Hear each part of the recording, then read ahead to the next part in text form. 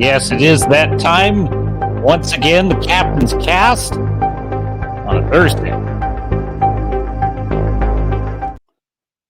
Welcome to the Captain's Cast. Hi, how are you? I am Captain Garrett, and we have got to talk about One Piece, my dear sailors and star nuts. I just finished episode, I want to say 6. Yes, because I have 2 episodes left. And I was tempted to go through all of them, but I decided I want to save my reaction for the full season for this Sunday. So you definitely won't want to miss it. But this is the Captain's Cast on the Swords and Starships Channel. We're talking about One Piece. And man, has this show absolutely highlighted what is exactly wrong with all the writing on Disney, all the writing, frankly, on other Netflix shows, like basically all modern writing, which has become this sanitized, clinical, formulaic sludge that just goes through, as I call it, the algorithm wood chipper. And what's so fascinating about One Piece is it should not work. This show should not work. It should not possibly be able to entertain me. I'm just going to tell you right now. I'm not a surrealist kind of guy. I'm more of I like realistic, grounded fiction, and this world in One Piece is as bananas as it gets, but in a good way. But really, what it comes down to is even if the world itself is a wacky bananas world, the story has in really excellent structure. So it is absolutely blowing the doors off. I kind of wish it were like one episode per week so that I could actually, so that there could be some reaction and some build. I'm telling you, I really think this binge model is not the way to go. This show needed to have that word of mouth building week over week. I think it could have been just huge. This thing could have gone stratospheric, I think, if it had that kind of time. I don't know. Why not even just do like a part 1, part 2? Anyway. Tom's in the chat. Ahoy, Tom. Welcome aboard. Yeah, so we have to talk about Ahsoka. We just have to, because we had the return of Anakin Skywalker, and I want to know what you think about it. Tom. If you've seen it, let me know in the chat. But this is probably how people felt when they were watching Obi-Wan Kenobi, because I did not watch Obi-Wan Kenobi. I just watched all the reviews of it. That was good enough for me. This must be how people felt, because as I was watching the return of Anakin, I became all I could say is I became angry. I became angry as I watched it, but not because of Anakin being there, because Anakin being there was actually because it was kind of amazing to see him. And I think that it was because of the story that he's in and what they were doing with that appearance that was making me so angry. And really, angry is maybe the wrong word. Maybe the right word is frustrating, or frustrated, just anxious. The anxiety it gives me to watch this show is unbelievable. Yes, Tom says, there it is. One word for the Anakin part: wasted. Wasted. So we're gonna talk about One Piece and Ahsoka, because I find this really interesting. Last year we had 2 fantasy adaptations of arguably the most popular and widely known fantasy worlds extant currently, and that would be the Game of Thrones universe, House of the Dragon, and the Lord of the Rings universe, ostensibly in Rings of Power. And these 2 shows were literally running parallel. We were able to compare episode by episode the absolute nightmarish community theater woke garbage quality of Rings of Power with a show that had all of the goodwill burnt, gone, and dead with the horrendous ending of Game of Thrones in House of the Dragon. And yet House of the Dragon managed to, episode by episode, earn back its audience, including your dear captain, because I was quite skeptical. was quite skeptical of House of the Dragon. I wasn't honestly the biggest Game of Thrones. I was kind of half a Game of Thrones fan, back in the early days. There were things I liked about it and things I hated about it. One of the things I always sort of hated about Game of Thrones, the original series, was how slow it could be sometimes. How little would actually happen in the show when you really thought about it. You're like, wait, what actually happened when Littlefinger and the Spider were circling each other for 10 minutes talking? What actually happened when Tywin was having an argument with Cersei? It's like nothing actually happened. Nothing actually advanced the plot. They're mostly just arguing about things we already know. And that was part of my frustration. But then at least Game of Thrones, unlike Ahsoka, had interesting enough characters that it was kind of fun watching him chew the fat anyway. So imagine my surprise when House of the Dragon earned me back and got me. I actually think House of the Dragon's more entertaining to watch than the original Game of Thrones series. There's a little less red meat, I think. It's a little bit more of a contained universe in House of the Dragon, but in any case, I digress. My point is, we had those two incredible that incredible juxtaposition of one really great fantasy series written by mature, talented craftsmen, and that garbage trash fire that was Rings of Power, written by sycophantic, pandering hacks, absolute hacks who had like zero talent hacks who thought that they were just, shitting out gold nuggets. We have the same situation going on between Ahsoka and One Piece, both adaptations of essentially beloved animated series, and one is an absolute failure and one is an absolute triumph. So we're going to talk about those and some other tidbits. I stumbled across this article. I'm working on my new Iron Age novel, Galaxy Born, which is a space opera set in the future. And I was kind of looking at, for comparison, some other science fiction stories just because I love to analyze story structure. And I came across this article that broke down all of the Star Trek films, all of them, by the Blake Snyder Save the Cat genre model. And I was really just kind of looking at it, kind of skimming it, and it was so good. It just pulled me in. And I thought I would share it with you because it's good. It's good food for thought. So we'll talk about that. Um, but before we get into that, how about a look at the new Mario RPG? So this, I just discovered that this is coming out, and I'm super excited about this. Here we go. Check this. Dude, I loved this game. Any Super Mario RPG fans out there?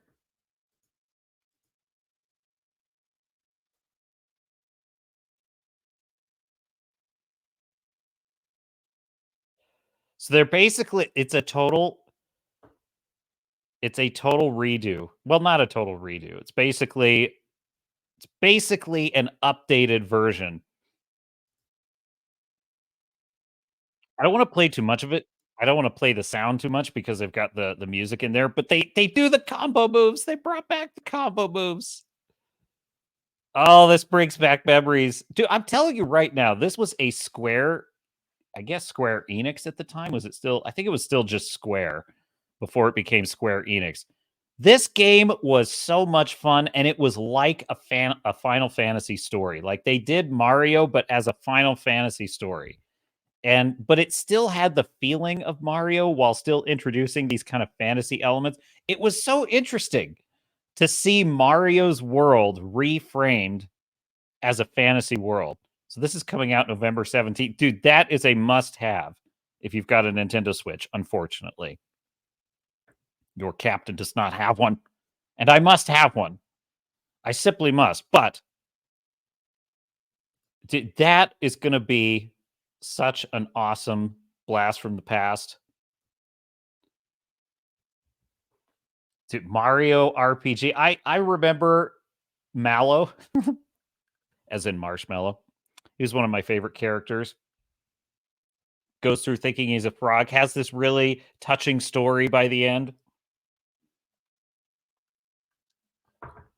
I love playing as Bowser. Bowser's like the best. In any game where you can play as Bowser, he's absolutely who you got to go with. All right, cool. So, some other interesting news for you. It has arrived, folks. It has arrived. You ready for this? Bam. ISOM number 2. Dude, look at how good that is. What? Look, Eric, this would be the comic, the Rippaverse comic from Eric July, independent comic creator. My ring light's getting in the way there. Man, this is, the first thing I did when I got this is probably weird, but if you ever remember comic books, the comic book smell, does it have the comic book smell? It has the comic book smell. It's like, you want a new car, you want new car smell. But anyway, so yes, this is the copy I'm reading. And I love how he adds the little teaser. Why did ISOM quit? Find out. Dude, look at that artwork. It's fantastic. But I couldn't stop there. I had to have... It is like Christmas when these things arrive. So I had to get the... Let me turn down the light here. Just for a minute. So I had to have all the covers. This one's still in the plastic. And then I got the foil cover. So beautiful artwork. I tell you what, he has stepped up his game. So now I have not, the review is forthcoming. I haven't gotten to the review yet because I haven't read the whole thing, but I couldn't help myself. I had to dive in. I had to read. Let's see. Oh, it came with this awesome bookmark here. Dude, I'll tell you what, as bookmarks go, it's a really solid quality. Like, look, you could see the reflective surface. Increase computer, increase lighting. So I'm on it. I would say I went about 10 pages. Yeah, I'm about 10 pages in.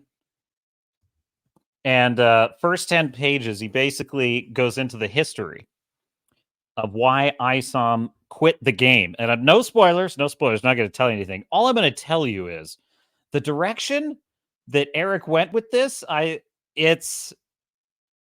thought it was pretty, how could I say this without spoilers? It was kind of shocking. It was kind of shocking, the narrative. It was surprising in a really good way because it was a little bit it went a little bit against the grain in terms of like typical comic book stories, but in a really good way. I'm trying to dance around it here. So I'm excited to read the rest of it.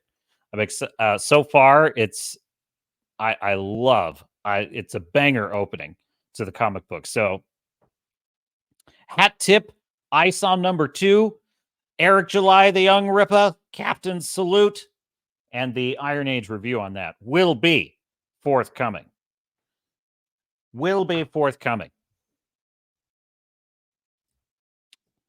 So, yeah, let's talk about One Piece, shall we? Let's talk about One Piece. This show is absolutely bananas. It is absolutely bananas. I watch it, sometimes I'm watching it and I'm thinking, I don't know. This is kind of taking me out of it. Like, for example, let me just give you an example. So they go to this island, Gecko Island, in like episodes 4 and 5, I want to say. And there is the owner of a shipyard is this young woman who's living in this mansion. Her parents have passed away, and she's basically being tended to by this rather suspicious looking butler who appears to be taking care of her, but all is not as it seems. So I'm watching these episodes. There's one scene in which basically her bedroom in this mansion. Okay, so you've got a couple of things going on. You've got tall ships with sails You've got the kind of, golden age of piracy, Pirates of the Caribbean thematic elements. Fine. You've got I would say you've got a kind of beachside beachside culture, kind of a Caribbean islands culture a little bit here and there. You've got maritime culture here and there. They mix and match a lot of things because you have essentially ironclad ships being mixed with wooden ships, which look. As a guy who loves tall ships and nautical history, that grates on me a little bit. I'm like, how could you have ironclad, like full blown ironclad ships with, wooden ships? Anyway, it's fantasy. It's a fairly consistent fantasy world, which helps it a lot. But anyway, so in this bedroom, it's like you have lanterns, you have kind of like candlelight here and there, but then you have just electrical lights. Some of them look like they're circa 1920s to 40s. Then you've got like like colored bistro lights and stuff. And then sometimes they'll go to a bar and it literally just looks like a tiki bar, like in a modern. And I'm like, the mixture of modern to early 20th century to mid 19th century, then to like 18th century. You basically have all four eras, more or less, blended in with fantasy creatures and fantasy elements all thrown in. Now, sometimes it's not a problem. Sometimes, I would say most of the time, it doesn't really bother me because you kind of already know what you're in for with this show. You already know that this is a world that is pure fantasy and it simply blends the elements that it likes. But I'm just telling you, there are some aesthetic elements that really badly clash. Like, modern, what do you call them? String lights, I guess, but like modern string lights in a girl's bedroom combined with like lanterns is just weird to me. And every now that it takes me out of it. And I'm just like, this, or like, sometimes they're in this ship and it's, it looks like a ship, but then you see something super modern, like like a full bar, just on this ship, and and all I can think of is like Carnival Cruise. I think Carnival Cruise is what I think, and it starts to look like a tourist idea of what fun adventures in wacky pirate town would look like, and it takes me out of. For another example, string lights versus lanterns. Here's another one. A lot of the costumes are great in this show. I like all the main characters' costumes.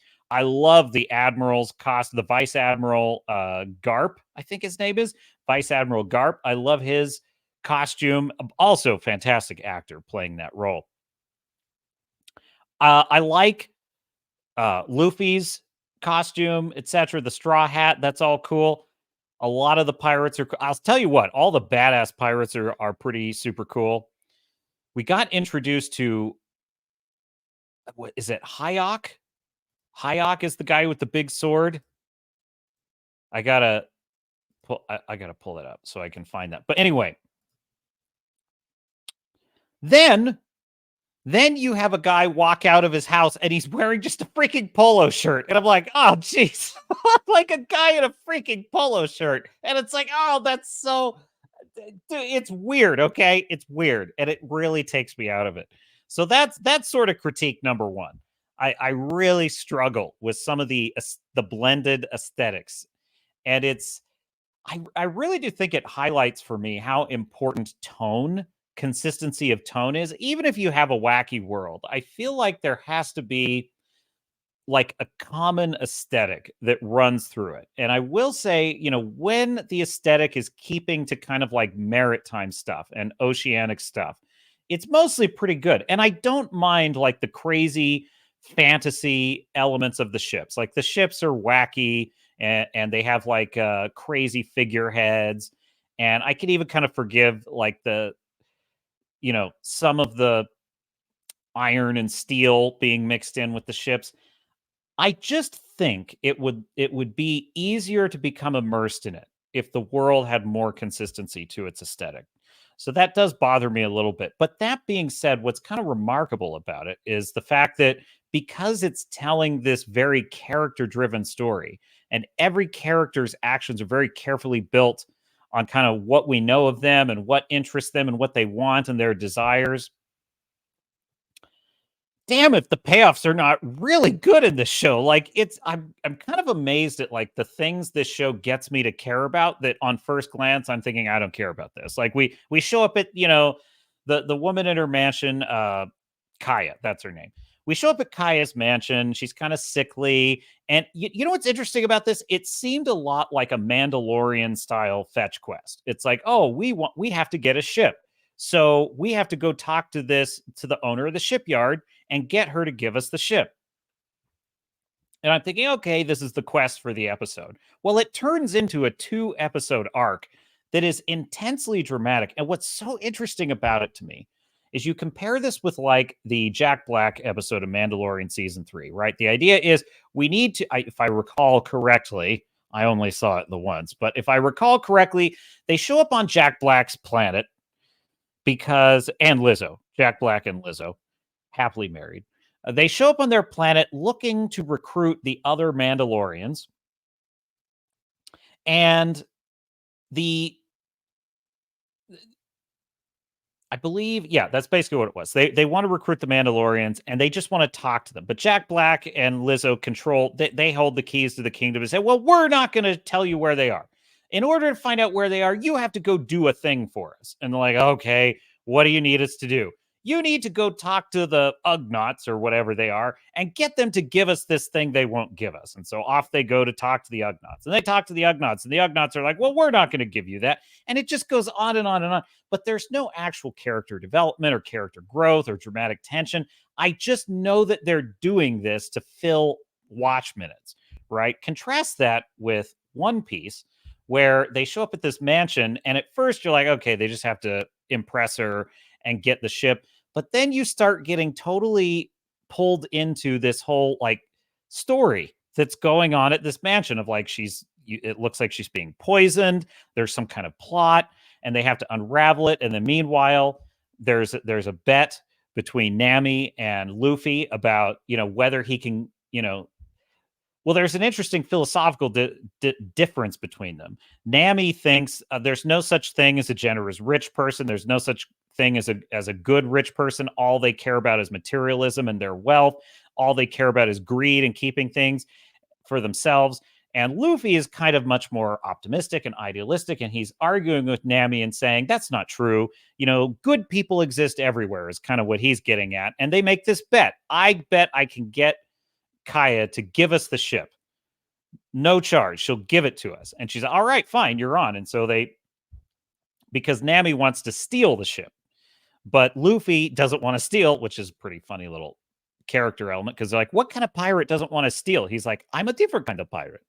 So and Yaki Godoy as this character is so good. I just love watching him as Luffy because he's so infectious with his kind of happiness and his happy-go-lucky, upbeat attitude. But that being said, what I'm getting at here is this is a 2-episode arc that looks like a fetch quest, but what it actually does is it sets up a complex subplot. And you actually become invested in the character of Kaya by the end, and you become invested in the character of the villain in that scenario. So it's pretty impressive what they do. Oh, yes. Tom said, don't forget the snail phones. Befuddles me every time. Yeah, no. The snail phone. What the hell is that? What the hell is that? And then we have Dujuraz says One Piece is a 90s children's educational program, unwatchable cringe. Well, I respect your opinion. I respect your opinion, sir.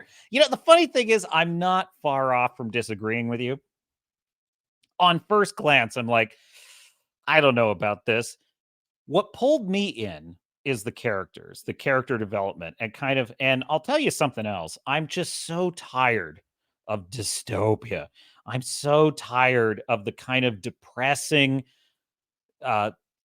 really faux heroes that we get especially in like modern superhero films, in Star Wars these days, like we get no classic heroes that are people that have dreams, that believe in themselves, that like inspire people to their higher self. Like there's something so infectious about this character of Luffy and kind of the way that he sort of earns each of these other characters' respect, even though that their default position is you're nuts. So like you're out of your mind. But what I like about it is that he actually has to earn it. He faces real challenges in order to get that. It's committed to what it is. I'll tell you exactly what it is. Here's what it is for me. And forgive me, your moniker there. I'm gonna guess that's Dugeraz, Doogiaz, Doogiraz. In any case, I'm sorry, I'm probably butchering that. In any case, what I think pulled me in on this, perfect example, you get the pirate in the beginning that's got the heart on her sail, and I'm thinking, I'm out. Like, I see that, and I'm thinking, I'm out. No, I'm not doing that. But then she turns out to be this giant fat pirate but she's freaking sadistic and evil as hell, and she is mean as hell. And the next thing you see is her bashing heads in with a club, and there's blood everywhere. And I'm like, well, that's kind of it. Now, why is that interesting? Because, okay, violence makes a wacky world work. No, that's not what I'm saying. I'm saying the fact that there's actual stakes kind of changes the game, because if you can create let's call it a surreal fantasy world, if you create a surreal fantasy world, but you introduce actual stakes, I think it can be compelling. And it pulled me in, and mostly on the strength of Luffy's character. I would say this is, we got a lot of fantasy stuff like this in like the 80s. Do you remember like the Dark Crystal and Never Ending Story, like, which I think were nightmarish fever dreams? So I'm not exactly a fan, but I do remember that those stories also, despite being very surreal fantasy worlds, were able to have like really dark and compelling themes. There is something that happens. There's this character of Sanji in episode 6, and I don't want to give anything away, but everyone keeps telling me you're going to love Sanji's arc. And so I was very curious, because he's a sous chef. When we meet him, he's a sous chef in a restaurant. And I'm thinking, okay, how could this possibly be interesting? Yeah, Doogie. There you go, Tom. Doogie. That's the way to get at it. Okay, Doogie. Yeah. How can this possibly be interesting, a story about a sous chef? But then they reveal kind of how he met this pirate chef that he's working for and what happened in their backstory. And all I'm going to say is, the way the story unfolds, it's a lot like a classic fable. And I've noticed this a lot about One Piece. The One Piece story, and honestly, kind of manga storytelling in general. And this, I think, is a lost art in Western storytelling, especially the art of the fable, the art of the, for lack of a better term, fairy tale, the art of telling a story with a parable. Right? I think I've gone through all of that the thesaurus has to offer. But what I like, in other words, a story that has kind of like a moral lesson, not necessarily like it's, preaching to you, but it's just suggesting. It takes your initial thought, your initial expectations, and your initial beliefs and paradigms, and it turns them on their head in the way that any classic fable does, like, Red Riding Hood, or The Emperor's New Clothes, stories like that are basically teaching you a lesson about how your beliefs are often blinding you to a very important truth, or to something that you don't expect. And there's a lot of depth there. There's a lot of depth in a story like that, and I'm damn impressed, because the story behind Sanji is excellent. It rips your heart out. It really does, in a way it's super unexpected how it hits you. And I just think there's a lot of creativity. There's just such a lot of cleverness in the show. And I suppose, if this were 5-6 years ago, I probably wouldn't have given it the time of day, quite honestly. But when you've been subjected to as much awful storytelling as we have over the last couple of years, you have a new appreciation. You have a new appreciation for things. So, look, can I promise I would like the anime? I watched the anime. Yeah, here you go. Tom puts out, oh man, I tried to watch the One Piece anime, couldn't do it. Way too anime, zany, cutesy, flamboyant, etc. A lot of chibi art. Yeah, here's the deal with anime. Anime runs the gamut. There, you can literally have everything from super dark, grounded, serious, like just crazy, violent, historical samurai epics to absolutely bananas, ridiculous, childish fantasy. You can literally have anything with anime. When I like anime, it typically is darker or it's more grounded. It's usually something that does not have a surreal world. It's more of a grounded world. And usually the more comical animes are not my favorite. I like it when animes kind of are naturally funny as the story goes along. I get the over the top stuff is just not my thing. If it's your thing, I totally fine. It's just not my thing. So I can't promise I would really like the One Piece anime. I think a lot of what carries me through in this live action is just the actors. The actors are so good. The main ones, the principal ones. There are a few supporting actors that are a little bit wobbly, but that got me thinking. You can have really shitty writing with some really great actors, and it is still going to be a shitty show. Like that Ahsoka is perfect proof of that. Ray Stevenson, every time he's on screen, he's excellent. He's powerful. He's interesting. He's instantly interesting every time you see him. Then he opens his mouth and says the lines that are written for him, and you're like, "What is this? There's nothing happening in this show." It's maddening. It's frustrating. It's as if the show always kind of knows what you want and won't give it to you. It's like, hey, I want to know more about Ray Stevenson and what he's up to. No, can't have that. He's going to ask the witch about her plans, who we don't care about and is a dull plank of wood, as the critical drinker would say. And it's just like, that creates anxiety in me. It's like, damn it, show, just give me what I want. But on the other hand, you have One Piece, which I think sometimes has some pretty wobbly acting that's not really good, but the writing and the characterization is so good that it pulls me in anyway. It's like it carries me forward. So the question of like, what's more important, right? The actual writing or the actual acting and presentation? And I'm telling you, it comes down to the writing, folks. If the lines are not there, if the story structure and the characterization is not there, it doesn't matter how good the actors are. It's going to be a turd. It just is. And so I think One Piece is a testament to what you can do with really clever dialogue, really good character setups and payoffs. And I'm not doing a spoiler review, so I'm not getting into kind of more specifics, but what can I say? I get it. I get it if it's not your thing. I like it. I really do. It surprises me. Tom says, I like how Luffy, when he first meets potential crew, he isn't really trying to recruit them. He's trying to help them live their best adventure. They become crew if or when that coincides. That is a brilliant point, Tom. That is exactly right. That's the thing I think. Like I said, this whole show is kind of like a fable, because a fable is about it's a storybook adventure in which you are imparting some kind of wisdom to the listener, to the audience. And there's elements of wisdom in how Luffy approaches things. Like, for one thing, the fact that he has this attitude that I'm never going to give up on my dream. I may not achieve it. I may not get there, but that's okay.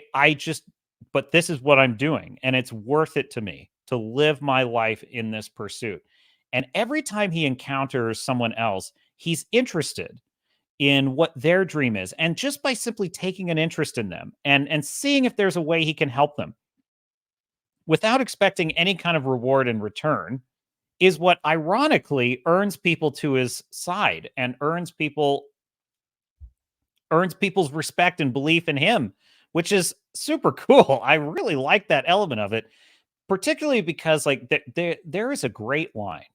There's a great line where a so something of a spoiler. Rora Zoro, who is the samurai guy, he challenges someone very dangerous to a duel. And Luffy is called upon to talk him out of it. Like his crew is basically saying, Luffy, you can't let him do this. He'll die. And Luffy says, I can't. I can't talk him out of it because it's his dream. I cannot stand in the way of someone's dream. And I thought that is beautiful. Like that is right there in one line why I love this show. Because that thematic element, that emotional core is throughout it. Does it sometimes run almost afoul of being melodramatic and a little bit cloying? Sometimes. It just barely stays shy of it. And I'll tell you what helps it stay shy of it. The freaking violence. The violence. Well, look, it's not just the fact that it's violence for violence sake. It's the fact that there's consequences. Like if they fail, if they lose to a certain bad guy, there are consequences. You know, there are characters get mortally wounded. Characters get trapped and almost killed. You know, characters get stuck in situations where they have to figure out a way out of it and their usual strategies don't work. And I think that's what balances a lot of the very hit you in the feels, you know, follow your dreams kind of stuff. And I honestly think that's one of the biggest weaknesses with a lot of modern writing. In this, you know, self-affirmation and believe in yourself and everybody's a precious special angel narcissistic TikTok culture of ours. We've reached a strange new ethic where all that is required to be successful is to believe in yourself. And that is a very, I think, counterproductive, if I'm putting this very mildly. Let's just call it's a very bad attitude to have, because believing in yourself is important and it is the foundation of success, but it cannot be without, you know, a certain appreciation of the work that you have to put in to get there and the challenges and what to do when you actually hit a roadblock. And I think what's happened is we've replaced the idea of learning how to overcome obstacles with deciding who's at fault for that obstacle. I mean, that's essentially what our modern culture has become. Believe in yourself. All your dreams are possible. And if you run into any roadblock, look for the racist or the bigot that has caused you to have that roadblock, because you're stunning and brave and nothing would be standing in your way if not for racism. That's basically what we've wound up with. A kind of scapegoat culture in which everyone is to be affirmed and to believe in themselves without any expectation that they're going to have to cultivate in themselves the discipline and the habits to overcome things. And I think most of the stories we get these days reflect that.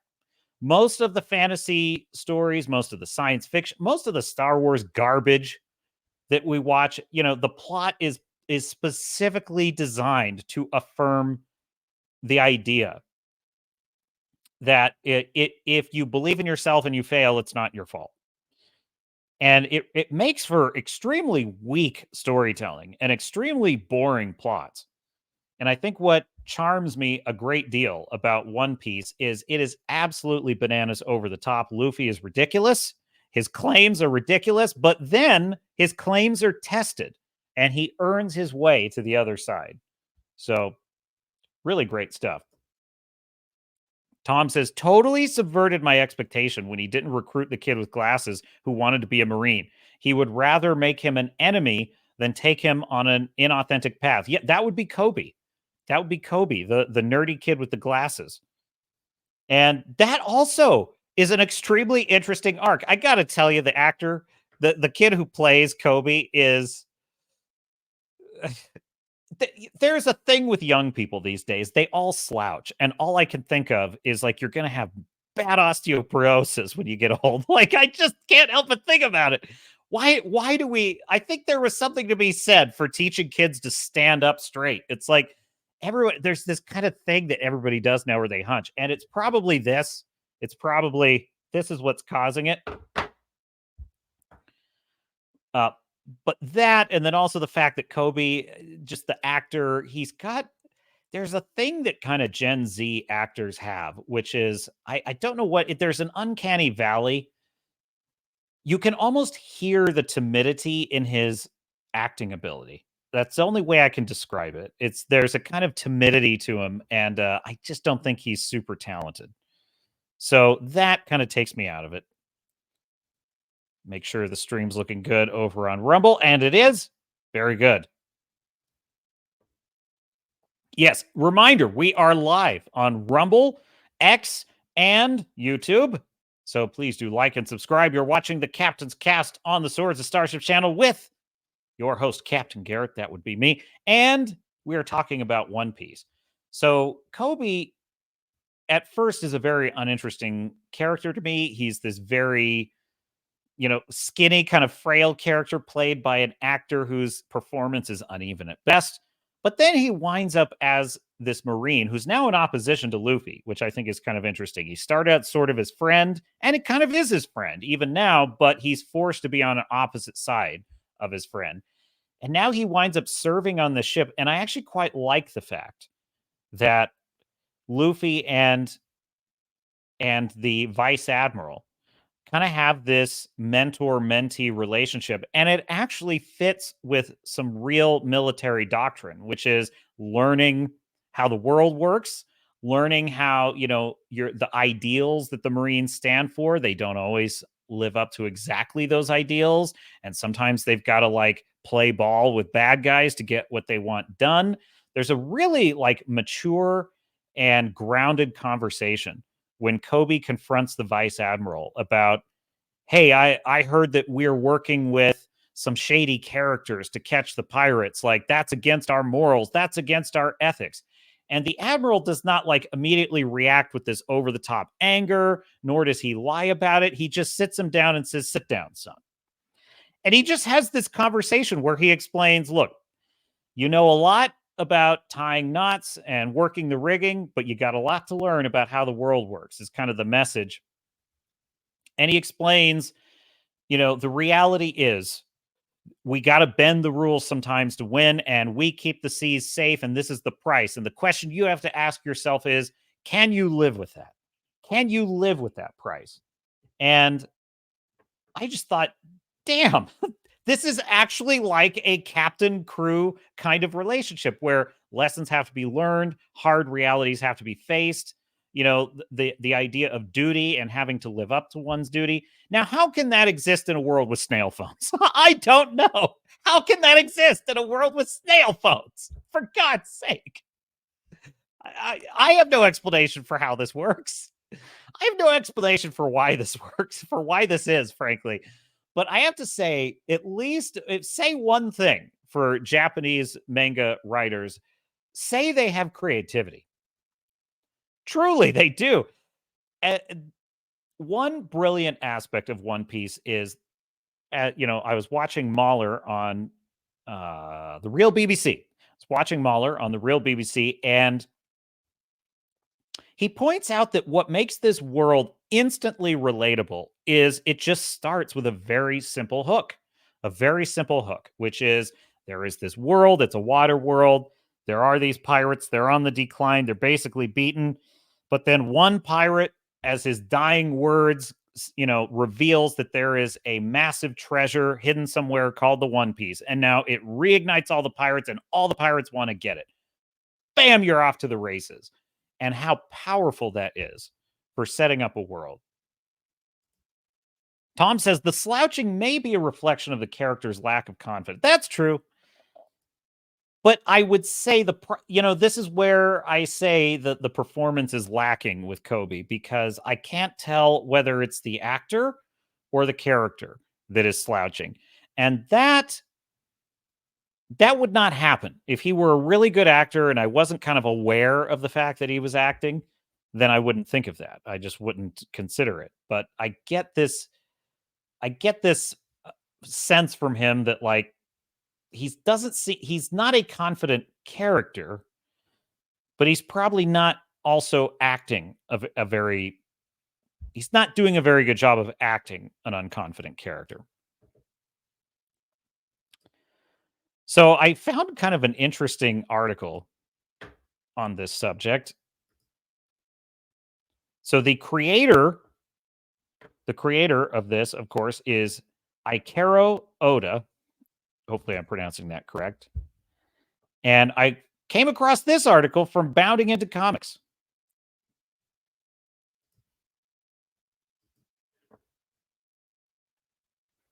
So Netflix's live-action One Piece showrunner reveals Ikara Oda was adamantly against any romances between the Straw Hats. That's a hard no.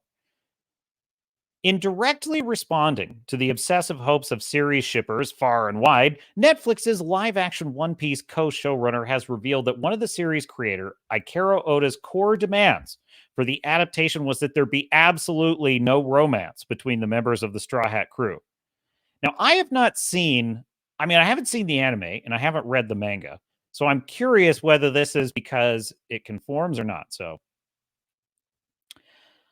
Maeda provided this new insight into the mangaka's understandably rigorous standards while speaking to TV Line's Andy Swift about the recent buzz from certain audiences around the chemistry scene between actors Emily Rudd and Makinyu in their respective roles as Nami and Roronoa Zoro. Pressed by the outlet on whether or not the ease in which the actors got along on screen was hinting towards an eventual romance between the two heroes, the showrunner adamantly declared that any such reading of their relationship as both friends and crew members was not intended. What a great cast. Look, how can you not have fun with this show? One of the mandates from Ikaro Oda was against romance on the crew, he told Swift. That is a hard no, as far as the manga and the live action show are concerned. If fans are seeing hints of romance between any crew members, it was because they just had great chemistry together. But that certainly was not the intent. One of the fun things about watching television is what you read into it and what you bring to the table when you're watching, which, by the way, is something you can do when you have nuanced characters and a really character driven story. Refusing to let go of his obsession with finding deep romance within a shonen series, Swift then turned his speculative attentions toward the unexpected friendship that sparks between Kobe and Helmeppo upon their enlistment to the Marines and relayed the sentiment, let's be honest, if One Piece were any other Netflix series, Kobe and Helmeppo would probably be a thing by now. That's true. Helmeppo, that would be these two. In turn, Maeda shut down this line of thinking and assured Swift that their friendship was nothing more than a true bromance, which, like, do you remember that? Oh, shoot. There we go. Sorry about that. Do you remember when we just had just two dudes could just be friends in a show? Like, where did that go? Where's my window?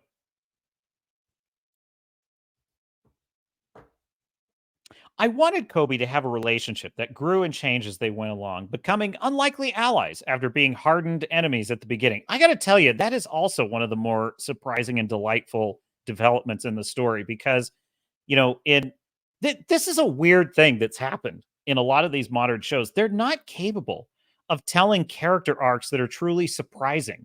And what I liked about this is this guy on the right here, Helmeppo, he starts out as a total bully. He's an arrogant, kind of spoiled snob. His daddy always protects him. He's a beneficiary of nepotism. But what's interesting is, and at first he's kind of set up as a bully to Kobe over here on the left. Whenever Kobe gets praise from the vice admiral, Helmeppo immediately is just, kind of shooting him daggers, dogging on him. But what interestingly happens is occasionally Kobe runs up against life coming at him fast, which is, for example, realizing that the vice admiral is making deals with other pirates to catch pirates, and that this is shocking and an affront to Kobe's sense of morality. And when he points this out to Helmeppo kind of takes him to school and says, look, you've got a lot to learn about how the world works. So there's this give and take between these two characters that's actually allowing a genuine kind of alliance and friendship to build. And I just think that is That's just classic storytelling. So, and yes, we can have that. Yes, we can have two males become friends and have it be just that. Remember, like, I know that's a controversial idea in 2023. It should be noted that Oda's aversion to romance within One Piece, particularly among the Straw Hats themselves, is not limited to Netflix's live action adaptation, which is exactly the question that's on this captain's mind. Rather, the how do you pronounce this word? I got to figure this out because I'm probably mangling it. How to pronounce? I mean, it looks like mangaka. Mangaka. Mangaka. Okay, there we go. Cool. Rather, the mangaka has consistently held that such storylines have no place in his series because its target audience is primarily young boys. Oh my God. Oh my, what? This bigot, this absolute bigot is like Kiro Oda. It's like, no, a primarily male audience. It's meant to appeal to boys, and its plot lines are age appropriate. Oh my, how does, this is why if Japan were not an island ethno state that just gives zero fucks, they just give zero, they don't care. They don't care what the world thinks of them. They don't care that's the only firewall they have against the woke mind virus. I'm telling you right now, the wokies, they're out there. Just imagine that there is a wall around Japan with a moat, and those wokies are just milling around that moat, man. They're just milling around it. They're like, when can we get manga to be totally wokeified, and we could turn all we could turn Goku into a transgender, just all that shit. Like, they can't wait. They can't wait to figure out how they can do it. But there's a bunch of samurais at the gate, so they can't get in yet. But they're working on it. And it just makes me nervous, It just makes me nervous because it's like they have a work ethic. They have a work ethic and they never sleep. What's interesting about this? It's like, what's wrong with this?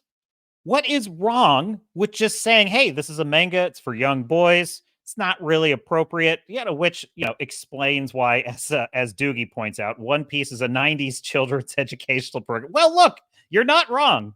You're not wrong. I mean, basically, here's the creator admitting that this is aimed at young boys. Or, well, I should not admitting, but just saying it's aimed at young boys.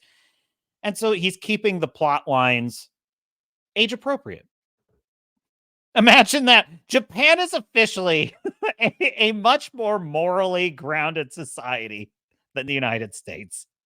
It's official, folks. Japan, where they have used panty vending machines. This is now a more moral society than we are. I'm serious. That's not a joke. I consider Japan as a more moral society than the United States at this time. Yes, thank God for Japan. That's all I have to say. Anyhow, continuing on. I've got multiple tabs open here. Yes, theoretical producer, help the captain. Okay, rather, yeah, so it's what do we got there? Yes, definitely aimed at young boys. Very age appropriate. That is age appropriate, I think.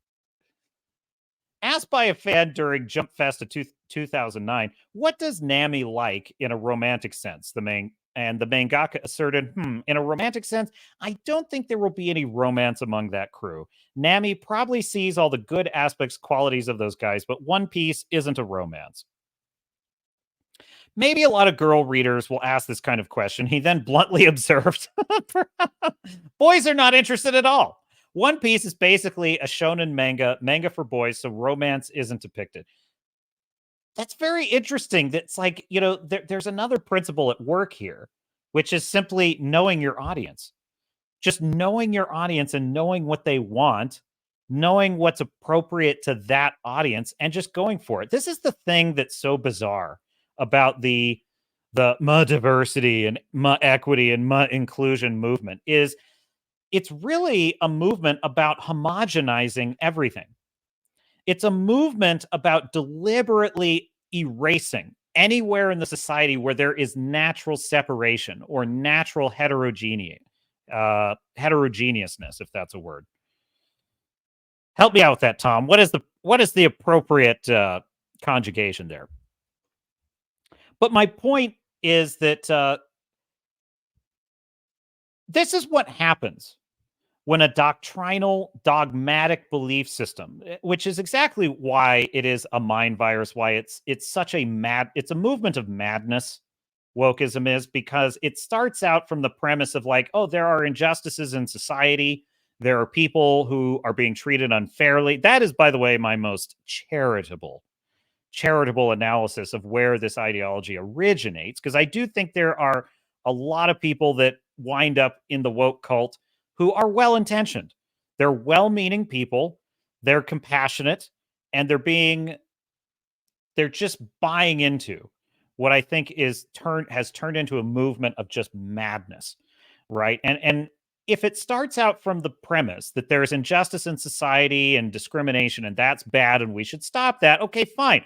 But then what it turns into is reading discrimination and essentially bigotry into everything, anywhere in society where there just happens to be an enclave.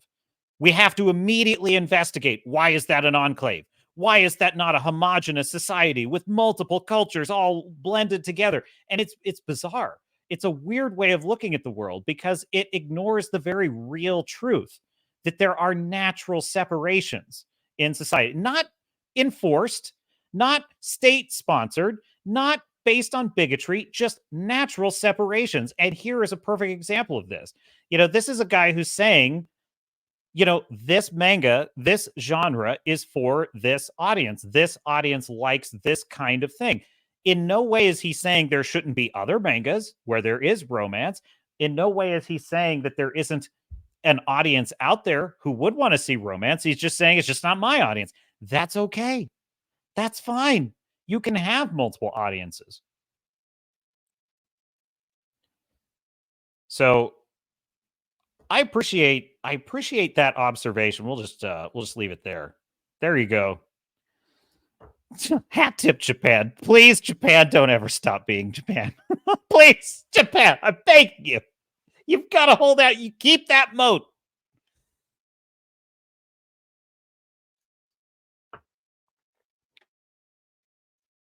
Wokies can't let things be. They just can't. They have to go. They're busybodies.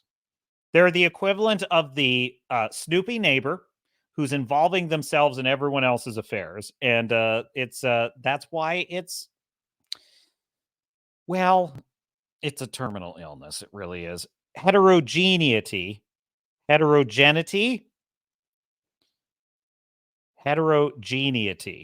think that's it. Yeah, that's the thing. Actual diversity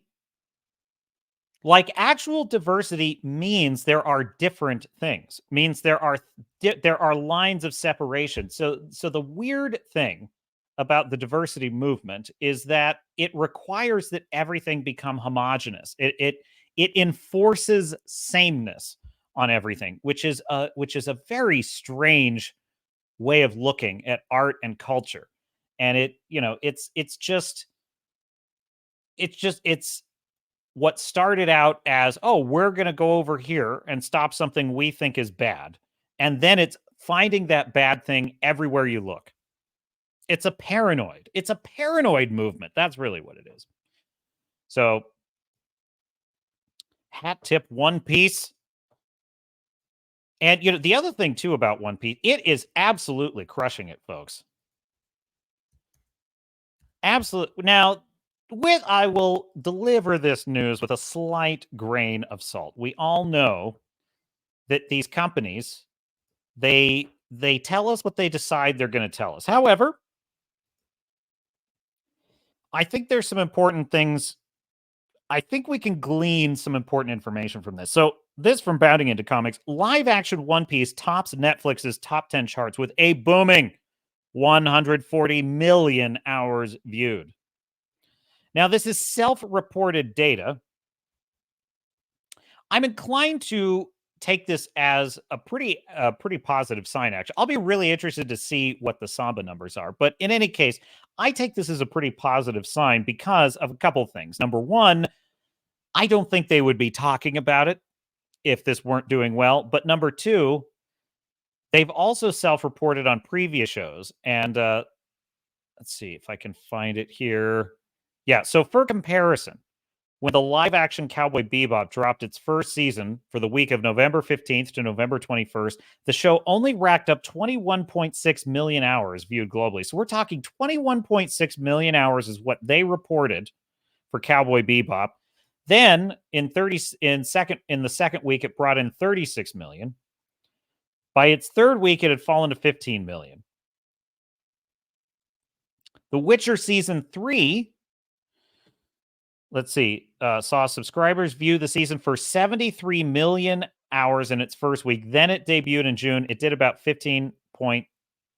Let's see, what was that? Saw subscribers view the season for 73 million hours in its first week when it debuted in June. It did bring in 15.2 million views. Okay, so 73 million hours for The Witcher season 3, and we've got about 36 million hours for Cowboy Bebop second week. And what they're self-reporting here is for One Piece, 140 million. So that is double the watch hours from Cowboy Bebop. So that's pretty impressive. And I'm inclined to think, compared to what they've previously done, it's a pretty brilliant performance. Netflix recently released their global top 10 chart for the week of August 28th to September 3rd, and the live action One Piece season 1 took the top spot.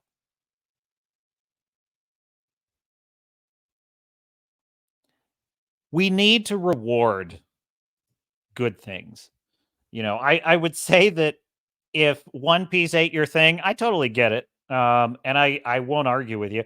But I do think that when we see something that's well done and it's actually employing fan service and good writing, we need to praise it. We need to call it out because we need to let them know this is what we want more of. So I certainly am excited to see kind of what the Samba numbers are, and I hope this show continues to get rewarded.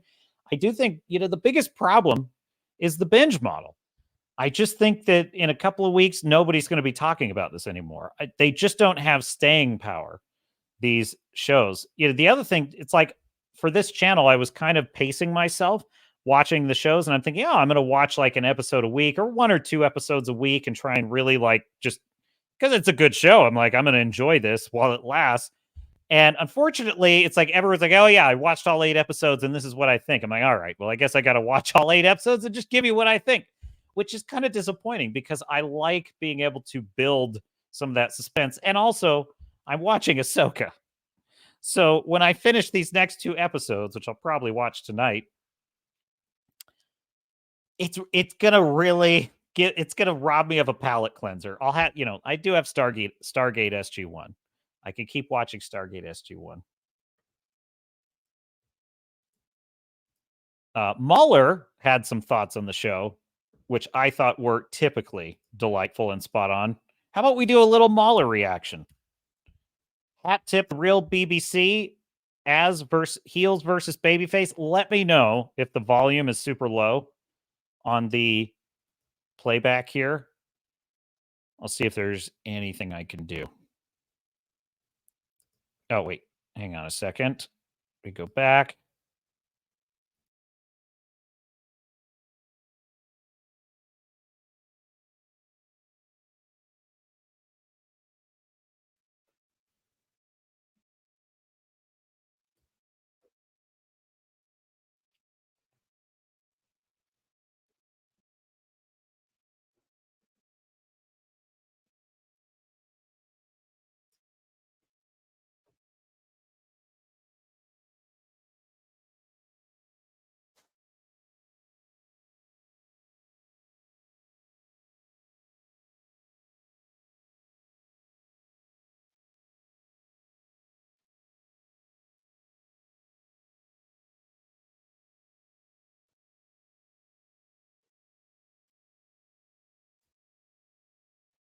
Take care, Tom.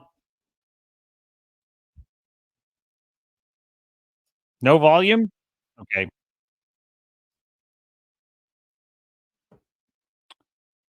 On the no volume on the YouTube. Dang it. All right, let me try this a different way then. Because I think Is it can you hear it at all, or is it just like no volume whatsoever?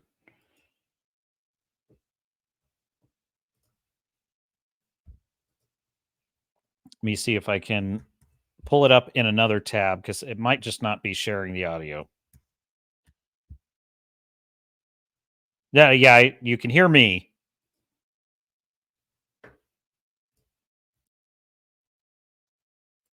The question is, can you hear any of the YouTube video, or is it just you can't hear any?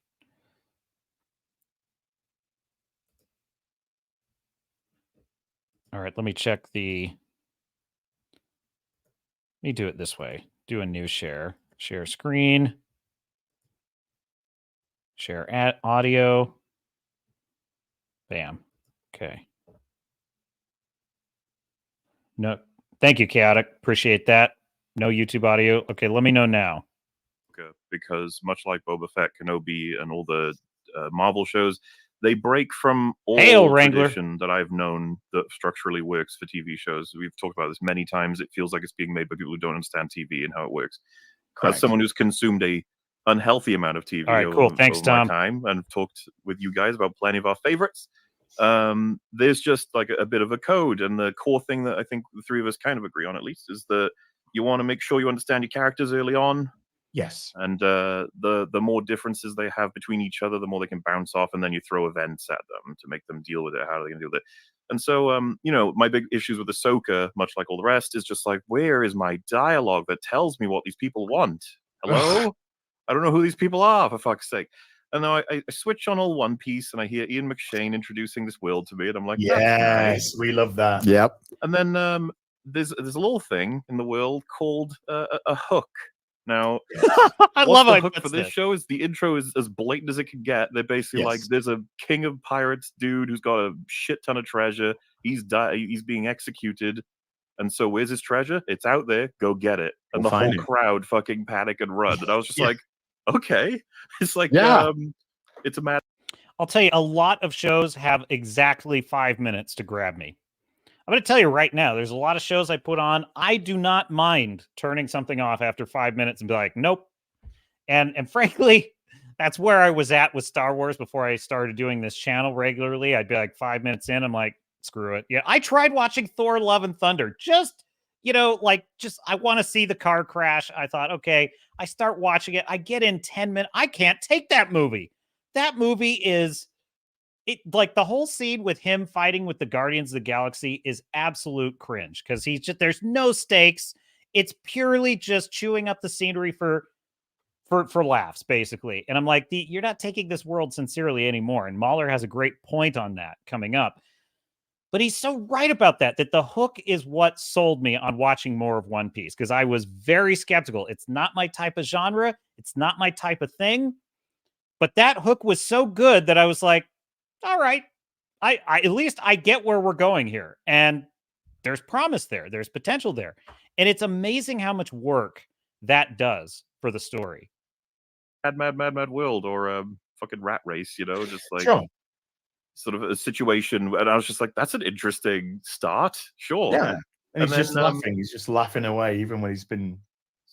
And then I'm like hard cut introduced to this kid who thinks that he's going to be the king of the pirates talking to a bird.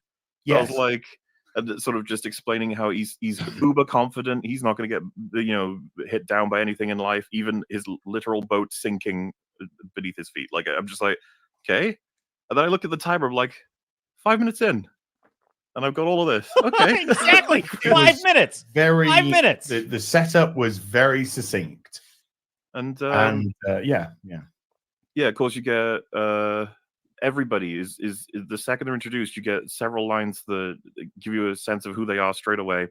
And the thing that I was struck a little bit at first, trying to keep this all about episode 1, was I was like, I hope we're not dealing with, because I have no familiarity with One Piece. So I was just like, I hope I'm not dealing with a world that is rough and harsh, and there's just this character who's aloof and somehow through luck makes it through everything, Yes. gets to do whatever the hell he wants. Because I'm not a huge fan of that. And he Mm. seemed Dude, this is exactly how I felt watching the beginning. I said, if this is a character who just, you know, blunders through life and just gets lucky, I am so out, because I really, and that was exactly what I thought it was at the beginning. Because I'll tell you, know, the very first thing Luffy does is he starts mouthing off to everyone he meets. And I'm thinking, because there are animes that are like this. There are animes that are kind of just those types of characters. They're just kind of lucky idiots, like a Pink Panther kind of Peter Sellers type character. And but you see Luffy get challenged, and that's such a key part of this. to be treating everything with like almost disrespect. So I was like, is there a reason for this? And then the rubber thing happened, and I was like, oh. Yeah, like I no was wonder he's so thinking- confident. He can't Yes. get killed by bullets or swords Yes. very easily or typically, and so he gets to, through this amount of power, express sort of a living that is much kinder. He can be kind and unusual because he's got the power to do so. I was like, that's cool and interesting, and it already makes me like him a lot. And the thing that gave me that last piece I was missing was he has his limits. When she kept attacking, and he was like, okay, enough, and then booted her off the ship. I was like, huh. And again, I was just like, fuck me, they're doing this all really fast. And then, of course, the scene where we first get a couple of flashbacks with him and his father figure. I don't think it is his actual dad, right? No, No, it's not. No. And he says he's like, he wants to get his scars to prove that he can take the pain as a kid, right? Doesn't understand the point of it. And he says, the scar is not about the scar, it's about the lesson behind the scar, and you didn't earn that one. Yes. It's funny, the scene kept going, and I found myself just sitting there thinking about what that means and where it could go, what it means to these two guys. I was like, shit, I need to rewind because I just missed everything else everyone's saying. And I was just like, fuck, it's been a while since I've watched a TV show that just has a line from a character that I think about. And yeah. And this show is filled with stuff like that. And that's why I say it's a lot like a fable. You know, there's these little pearls of wisdom in this show all the time. And it reminds me again of that line. I don't want to give any spoilers for like episode 6 or so, but well, it just the way that things unfold, and it kind of teaches you a lesson along the way. Like when they reveal that there are reasons behind things that Luffy doesn't see, it does so much work for making you like this show. And it makes things actually surprising and delightful. But also the setup is so succinct. This is such a tight script. And that is the most striking thing to me that Mahler is pointing out there is like, you take Ahsoka. In 5 minutes of Ahsoka, they say absolutely nothing. Are you worried about me? No. Should I be? What? Worried? No. Good. It's like what that we don't know anything about what these characters want, and we're getting to Ahsoka here in just a second too. And this is what frustrates me about Ahsoka. They write it. I think there's two things going on. One, it's just bad writing, but also they seem to assume that you are a Star Wars Rebels like absolute fanboy, and they seem to think that they don't have to establish any motives or character traits or personality traits for any of these characters. You're just going to know. So it's incredible how One Piece is able to establish all these different things that are cross purposes within like 10 minutes. Yeah, I was like, shit, man. Everything is goofy and insane, but this is all very good, normal story structure. Yes. Yes. And I was thinking about how that's kind of what they got it backwards with something like Ahsoka. With One Piece, it is, like I said, very normal and very well-established story structure with a wacky paint coat. Like, it's like, look at this crazy. Look at this. In Ahsoka, it's a wacky and crazy story structure that no one fucking wants or likes with a paint coat of normal boring. Yes. Somebody had just a really good point. So excellent points all. Hat tip Mahler, the long man. Check out As Heels versus Babyface. That would be the real BBC bagging, boarding, and chatting. I watch it on occasion. I feel like he had another point in here I really liked also, but I didn't mark the time. I think someone like that. He's the first time we saw him, He can strike almost as a little bit annoying and aloof, but I don't think it takes very long for him to grow on basically anybody who's watching this. He's such a sincere and genuine person, and he's just going through life trying to be like, I just want to be the Pirate King. I want to be the boss of him. It's going to be great. That actually, another good example of kind of the fable quality of the show is that scene where he's being asked to persuade a crew member not to fight a duel to the death. Don't let him do this. And he says, I can't. Luffy says, I can't do that because this is his dream. And I can never stand in the way of anyone's dream. So anyhow, One Piece, as surprising as it is, I can't even believe it. I really like the show. So I'm excited. I'm going to watch the last 2 episodes probably tonight or tomorrow. And then this Sunday on the Captain's Cast, we're going to do the full 8-episode review and critique, spoilers and all. So I will warn you. I will warn about spoilers. All my remarks have been reserved so far because I don't want to spoil anything. But we will get into spoilers on Sunday's Captain's Cast. So be here or be there or be square. Now let's talk about the other adaptation of an animated show that is occurring. Ahsoka. Look, folks, I know that some of us don't even want to talk about this anymore, and I don't blame you. I watched this show, but I'm going to tell you, this is the only episode of Ahsoka I actually had genuine curiosity about. I genuinely wanted to watch this episode of Ahsoka. And that's really owing to one simple thing. This is the return of Anakin Skywalker. Now, I didn't think for a second that this was going to be well done. I mean, and really that's based on what they did in Obi-Wan Kenobi. You know, I think if I had any ability to give the benefit of the doubt to Disney Lucasfilm, it was shattered after Obi-Wan Kenobi. How they mishandled that story is so egregious. The way that they utterly wasted the reunion of Ewan McGregor and Hayden Christensen, just the same way that they wasted the reunion of the big 3 in the Star Wars sequel trilogy. And they've gone back to the well again here. So I had no hope that this was going to be well done. However, look, it's Hayden Christensen. It's member berries, okay? And even your captain is a little bit vulnerable to member berries. And I just had to see it. I'm curious. I want to see what this looks like. So the reason I'm bringing that up is because this is the one episode of Ahsoka that had probably the most goodwill built up with me of any of the show, except maybe the first episode where, I had my standard attitude of I'm going to give this an objective fair shake. So if I think, if it's winning me over, it's winning me over.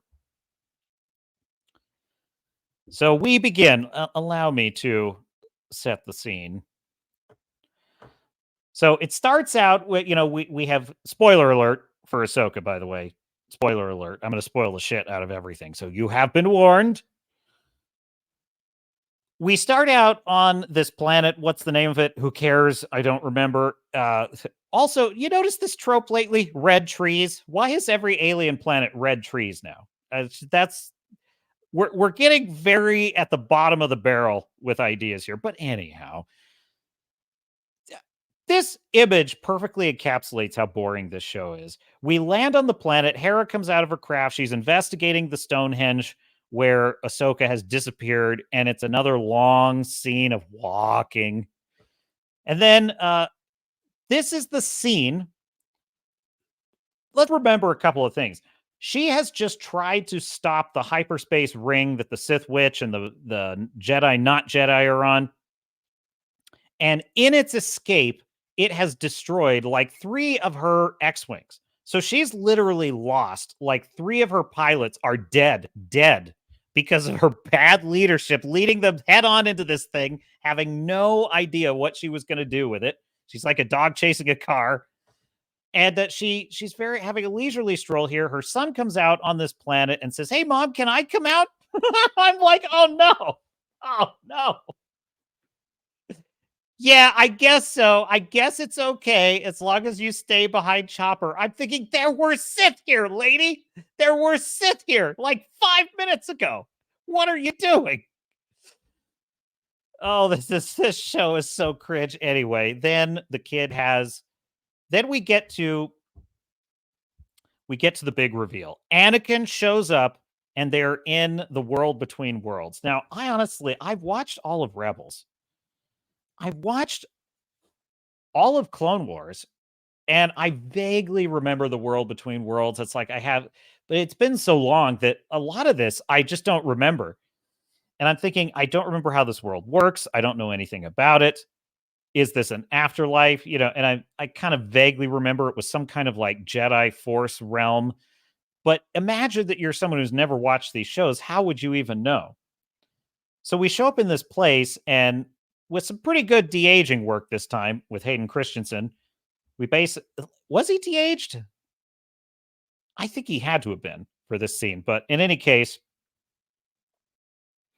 this is the moment when I have a little bit of goodwill. This is the moment when I am willing to be won over. And frankly, there's a part of me, which is that longtime Star Wars fan that I love Revenge of the Sith. It's one of my favorite films. I thought Clone Wars, the series, did a lot to rehabilitate some of the weaknesses of the prequel series. I seriously mean that. I think, there was a lot with that I think we just did not get with Anakin's character development between Attack of the Clones and Revenge of the Sith. And a lot of that is because it was a very strange choice to have Anakin introduced as a child. I think that was a huge mistake with Phantom Menace.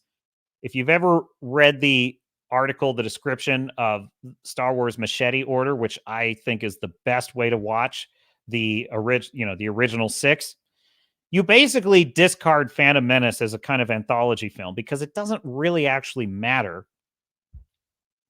It doesn't actually really matter anything that happened in Phantom Menace if you just start with the Attack of the Clones, right? So imagine what they could have had if they had Hayden Christensen from movie 1. If they had Hayden Christensen as a teenager on Tatooine in Phantom Menace, I think it would have created a much better character arc. As it turns out, and hail Fu Man Blue, welcome to the chat. Okay, whoever called for the Fu Man, your wish is granted. Thank you, Fu Man. I'm glad to see you. And what we wound up with the Clone Wars, oh, come on now. Fu Man Blue, you are too generous. $5 super chat. Permission to come aboard, you mad lad. Why? Permission granted, never required, but always granted here on the Captain's Cast. Thank you for that very generous super chat. Very kind, very kind.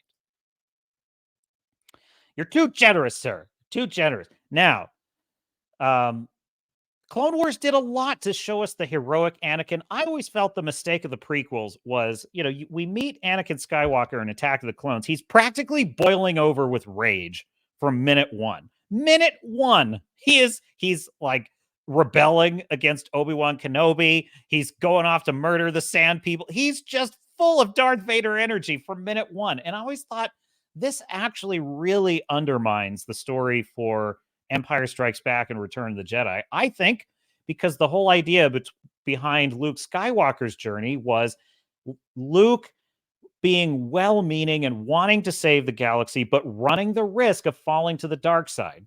And let's face it, folks, did any of us think that he was going to turn to the dark side when he's facing the Emperor? None of us believed that when we're watching the film. None of us were afraid of that. We just were afraid he was going to lose to the Emperor. That's really what we were worried about. The prequels did nothing to help that either, because what we saw was Anakin was a troubled young man from the very beginning. So I quite liked that Clone Wars, as helmed by Dave Filoni, whom I did admire a great deal up until Ahsoka, he did a lot to show us the heroic Anakin that I think we missed out on in the prequel series. And it really shaded in a lot more character nuance. And Ahsoka herself as a character was kind of just an annoying sidekick in the beginning, but she slowly but surely earns her way in. So now we fast forward to Anakin is showing up in this show, Ahsoka, and I'm excited. about the possibility of seeing that character return. And I mean, I guess I am just a naive. I'm just naive, I guess, because I'm thinking that, wow, what an interesting opportunity to explore Ahsoka's psychology about all this. What an interesting opportunity to find out what she thinks about Anakin falling to the dark side. I mean, think about this, folks. How traumatizing. I mean, this is look, this is the problem with Ahsoka right from the get-go. She is frankly a retcon character. Let's just face it, folks. She is a retcon character. You had a cartoon. It was called It was called The Clone Wars. They inserted a character that did not exist in the film universe. Okay. And if you watch Revenge of the Sith, there's no mention of Ahsoka. There's no visual continuity. There's not even a mention of Anakin ever even having an apprentice in Revenge of the Sith. So for all intents and purposes, Ahsoka doesn't necessarily exist in the canon when you're looking at just the original 6 movies. So she's a retcon character. So the fact that we are left to wonder, well, gee, if we take her character as canon, we know that Anakin became Darth Vader, and we know that Ahsoka's still out there somewhere. Well, actually, before they did that they added a season to like kind of finish the story with Clone Wars on Disney Plus. But before they added that extended final season, we really had no idea what Ahsoka's fate was. Did she get caught up in Order 66? Did she die? Is she even a canon character? I mean, this is what we're wondering as we're going through the movies.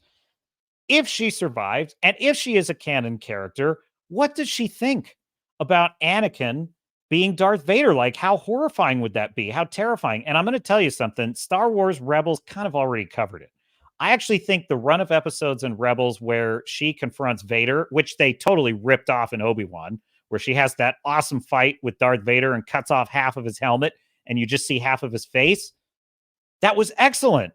And there's a moment, just like a moment in Star Wars Rebels when it's actually one of my favorite scenes in any of those animated shows, actually. Darth Vader in his TIE fighter, like he had in the Death Star trench run, single-handedly dismantles an entire Rebel fleet, and it's awesome. Like, it looks cool. It makes sense. He's so powerful with the Force. In one TIE fighter, he's basically unstoppable. An entire fleet can't shoot him down. Now, I thought that was cool. And there's a moment where Ahsoka is in her own fighter, or she's in a ship or something, and she's kind of reaching out with the Force to sense, who is this guy? Who is this Vader character? And then she connects with his mind, and he says, the apprentice. And there's this flash of realization, and she realizes, oh my God, and she screams in horror. Okay. And I thought that was all excellent. This is why I respected Dave Filoni, because that was a great payoff. It was like, okay, if she really was in this story, she survived Order 66. This is a great payoff because it shows how traumatizing it is for her to realize that her old master was Vader. Now, here we are in Ahsoka. We have ample opportunity not only to revisit that, but to advance the story. Oh, you sweet summer child, oh Captain, advancing the story in modern storytelling? No, we can't have that. What are we treated to? Just what we have in every single dialogue in this entire show, which is these characters are saying words without saying anything. There's a bunch of fortune cookie wisdom. There's a bunch of, hey, Snips, how you doing, Snips? It's great to see us, Snips. And it's like, yes, Dave Filoni. I know that your characters are canon now. I know that they're canon now. And I know that seeing Hayden Christensen now makes Ahsoka canon. That's what this show has become. It has basically become Dave Filoni canonizing his characters, but also not adding anything new. He never advances the story. And I was screaming at the screen because I was like, say something meaningful. Say something like they don't establish, is this a Force ghost Anakin? Is this like the soul of Anakin? Is this a memory of Anakin? Is this a hallucination of Anakin? Even if it were just a hallucination, This is all Ahsoka's wondering about. Then we proceed to a absolutely meaningless lightsaber fight. It's this kind of typical cliche trope where it's like, oh, he's friendly and he's reminiscing with her, and then he turns dark and menacing, and it's no, I don't want to fight you. Oh, we're gonna fight now. And I'm like, why? Like, why? Like, what is the point of any of this? And I can't help but be very aware that the point of this is that it's Hayden Christensen. It's Hayden. He's fighting. He's got a lightsaber. And I'm sorry, I'm not a clapping seal. I can't just enjoy this for it just it's a cameo. That's all this is. It is a long cameo. He says lines. The lines give us no insight into how Ahsoka feels about him, how Ahsoka feels about herself. It gives us no new information about Anakin and where he's at as if there could be. But this should really be focused on Ahsoka's journey. And really, all it is her reminiscing. Now, we then get Jason Sedula, who has some force sensitivity, and he senses that Ahsoka is out there somewhere. You know, I mentioned this with the character of Kobe. I mentioned this in the character of Kobe in One Piece. There's something about that actor that has an uncanny valley, and I just think he's not a very good actor. And this kid is, I'm sorry, he's not got the chops, okay? But I'm thinking she's endangering her child because she has no way, that would be Hera. She has no way of knowing if the Sith are still around. She doesn't know where they went. She doesn't know what happened. And it is maddening. It is maddening in this show when there is just zero stakes all the time. And I'm always ahead of it. And I'm wondering, I like watching her walk around silently is just, it's agonizing in this show because I already know what happened. We already know what happened. We're just waiting for the character to figure out what happened. And they want so badly for the fact that this kid has the Force to be meaningful. And, you know, the only thing that came to my mind was, then why isn't Jason the Padawan? Like, why isn't Jason the Padawan apprentice instead of Sabine? That would make more narrative sense. He's Force sensitive. He's the son of Kanan. Kanan, who is also one of the only really good characters on Rebels. That would be Freddie Prinze Jr.'s character. Kanan was a Jedi. If Ahsoka were training him, that would fit the story. It would fit the legacy. But no, we can't have him being the Padawan because, first of all, it's got to be member berries, so he has to be inexplicably the same age that he was in the Rebels TV series. But also, we got to have girl boss because girls got to slay queen. Oh my God. I forget. And then what do we do? No, if we hadn't had enough member berries already, they then take us into the past. And now we get a child actor who plays Ahsoka. And I'm thinking to myself, oh my God, that is all this show is now. All this show is for Dave Filoni to go look for whatever he liked in his previous work and say, let me show it on screen now so that it's canon. That is the only purpose of any of this. This is the most unnecessary. And I got to tell you, this child act, like Rosario Dawson, I'm not fond of at all as this character anymore. Her performance is wooden. It's bland. She doesn't seem to have any grasp of who this character is. You know, in her defense, I don't think there's much on the page for her to work with. But even so, I could at least have believed that this was a misreading of where the cartoon character would have landed at this point in her life. I was at least able to imagine that Rosario Dawson is interpreting this character as an older, wiser character. But then, oh, no. They couldn't even leave that to my memory. They decide to put a child actor in this role. She sounds, looks, seems nothing like the character from the cartoon. She's got, and she's absolutely a different character because the character in Clone Wars that Ahsoka she was daring do, she was peppy, she was courageous, she was ambitious. Ahsoka in the animated show is ambitious. She wants to be a Jedi. She wants to prove herself. She wants to impress her Jedi master.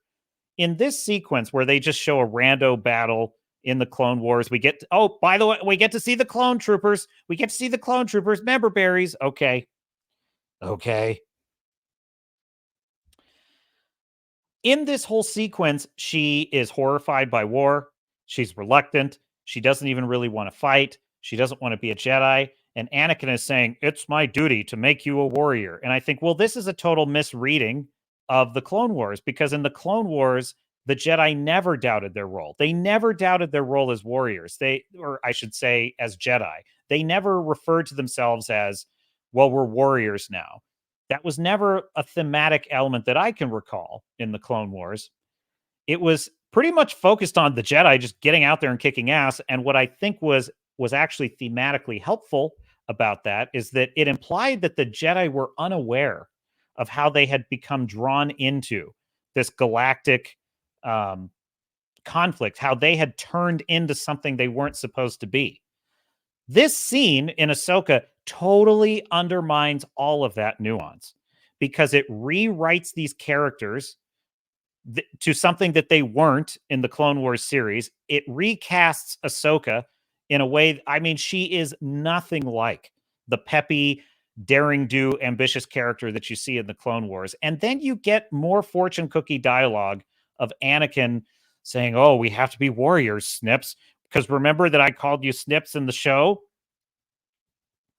Remember? And also, nothing is introduced to the new audience. The new audience is never given anything to kind of like get them on firm footing about, I mean, you could basically have seen the prequel trilogy, never seen the cartoons. You'd have no idea where any of this was coming from.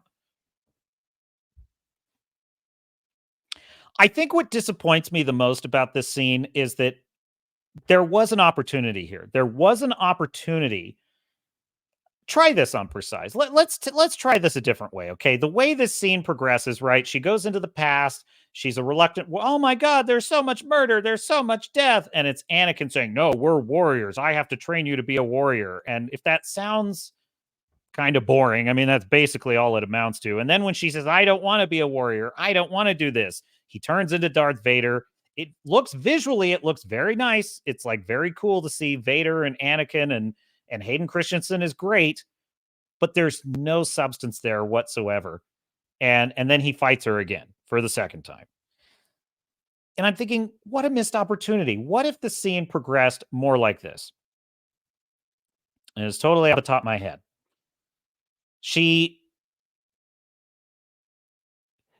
immediately is her old self again. She is her old self on the field of battle. In fact, I think this would be even better. It's still Rosario Dawson in the role, except Rosario Dawson's performance is wooden and boring and bland. But let's just pretend for a minute that it's not for this one time.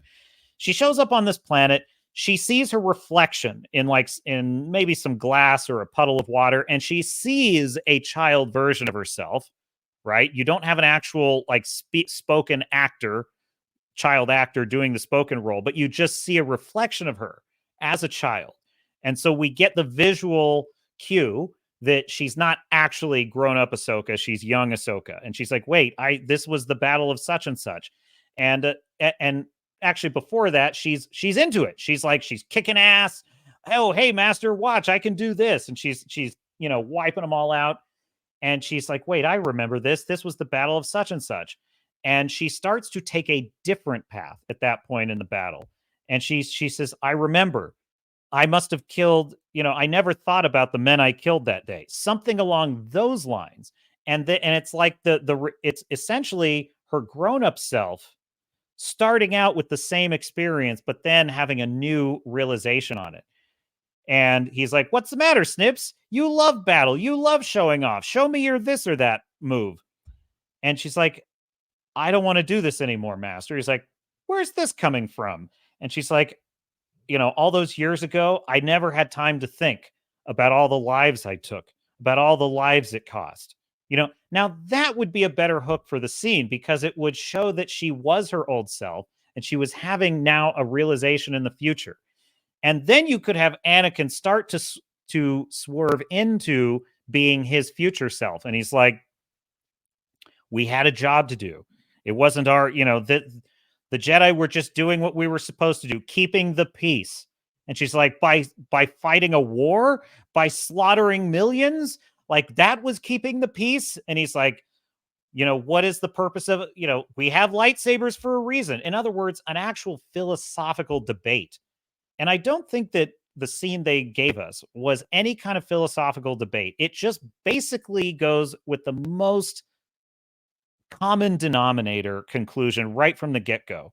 We see an Ahsoka who is immediately reluctant and seems to already grasp the lesson that I think we want her to learn in this scene. Now, all of that is quite beside the point, because also, why? Like, what is the point of any of this?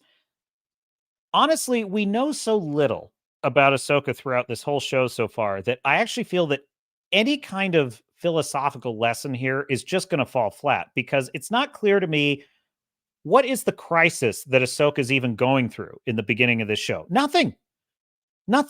There's nothing established in the first 4 episodes that suggests that Ahsoka's having a crisis of faith, or that Ahsoka is grappling with old wounds from the war. There's literally no hint of that in any character in this show. Up to and including Ray Stevenson, up to and including Anakin, who shows up in this. As Fu Man Blue puts it, why the hell did they need to fight? So dumb. Because we needed to see Hayden Christensen being canonized along, Ahsoka being canonized by us seeing her fight Hayden Christensen. That was why, Fu Man Blue. I mean, that's basically the only purpose of this, because nothing of substance is being said.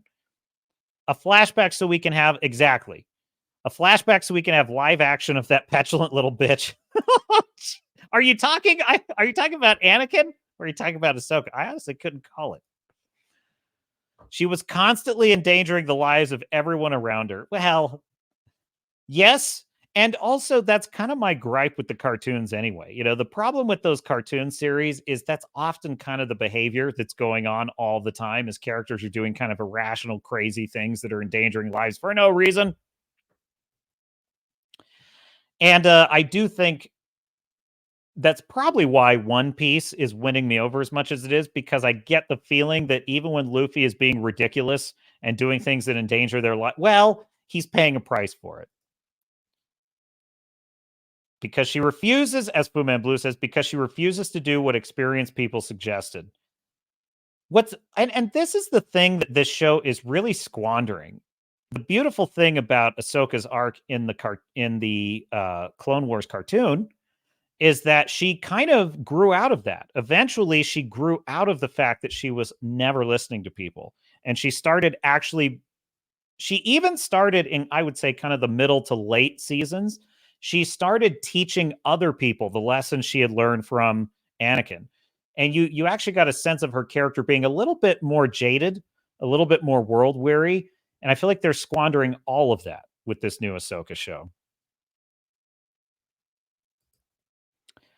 The worst part is the writer, as Fu Man Blue goes on to say, would almost always make her successful. She would have been in chains. Yes, exactly. Plot armor is definitely a big factor. I'll tell you something. It is nonsensical in this episode. It is absolutely nonsensical. Where did she fall? Like, where did she fall off this cliff?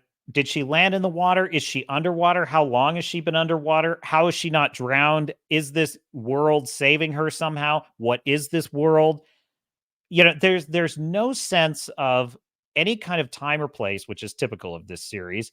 And I just think if you enjoy this show, it is because you enjoy seeing Hayden Christensen return as Anakin. That's basically all we got for you, folks. There he is, young Anakin. I swear to God, they stuffed every frame of this with as much member berries as they could. Here he is with long hair. Here he is with short hair. Remember when he had short hair? That is absolutely his costume from the Clone Wars series. I told this is all Filoni is doing. He's taking the stuff that was in Clone Wars and saying, see, that's his canon costume. It's canon now. Oh my God, Hera is so boring. they constantly are setting up conflicts in this show that have that have nothing on the line. I got to remove. Let's see. Stop screen there. Good. Okay. It's distracting the captain. They constantly are setting up things in the show where there's just nothing on the line. So Hera has disobeyed orders. She brought her squadron to this planet to stop the possibility of the Jedi not Jedi traveling to another galaxy to bring back Thrawn, which in turn could lead to the possibility that Thrawn will become the leader of the Imperial Remnant, which in turn could lead to the possibility that the Imperial Remnant will become strong again, which could in turn lead to the possibility of the Empire coming back. So as you can see, we are always 6 degrees of separation from anything actually seriously dangerous or life-threatening in this show. And so she's disobeyed orders to stop the possibility of the possibility of the possibility of the Empire taking over. Well, they need to set up another problem because Ahsoka, she comes back from the Shadow Realm and, she has survived. And they need to set up a conflict. The Republic is on their way. The Republic is on their way to arrest them because they disobeyed order. I guess arrest them. That's not even clear. But they're on their way to catch up to him and bring him back because she disobeyed orders. And she has, in typical of this show, she has the most wooden performance. She's just like, I guess, Hu Yang, I'm not a very good general. And then he says, you do whatever feels right to you, which is why people like you. I guess. And I'm like, what does that mean? I just do whatever asshole idea I have, and therefore people like me. Okay, fine. But I'm just thinking the problem with this show is it's anemic always, because what would make more sense is if the New Republic, which are absolute idiots in this show, they never miss an opportunity to be bland, boring, slow. They are slow-witted. They always react as slowly as possible to any developing situation.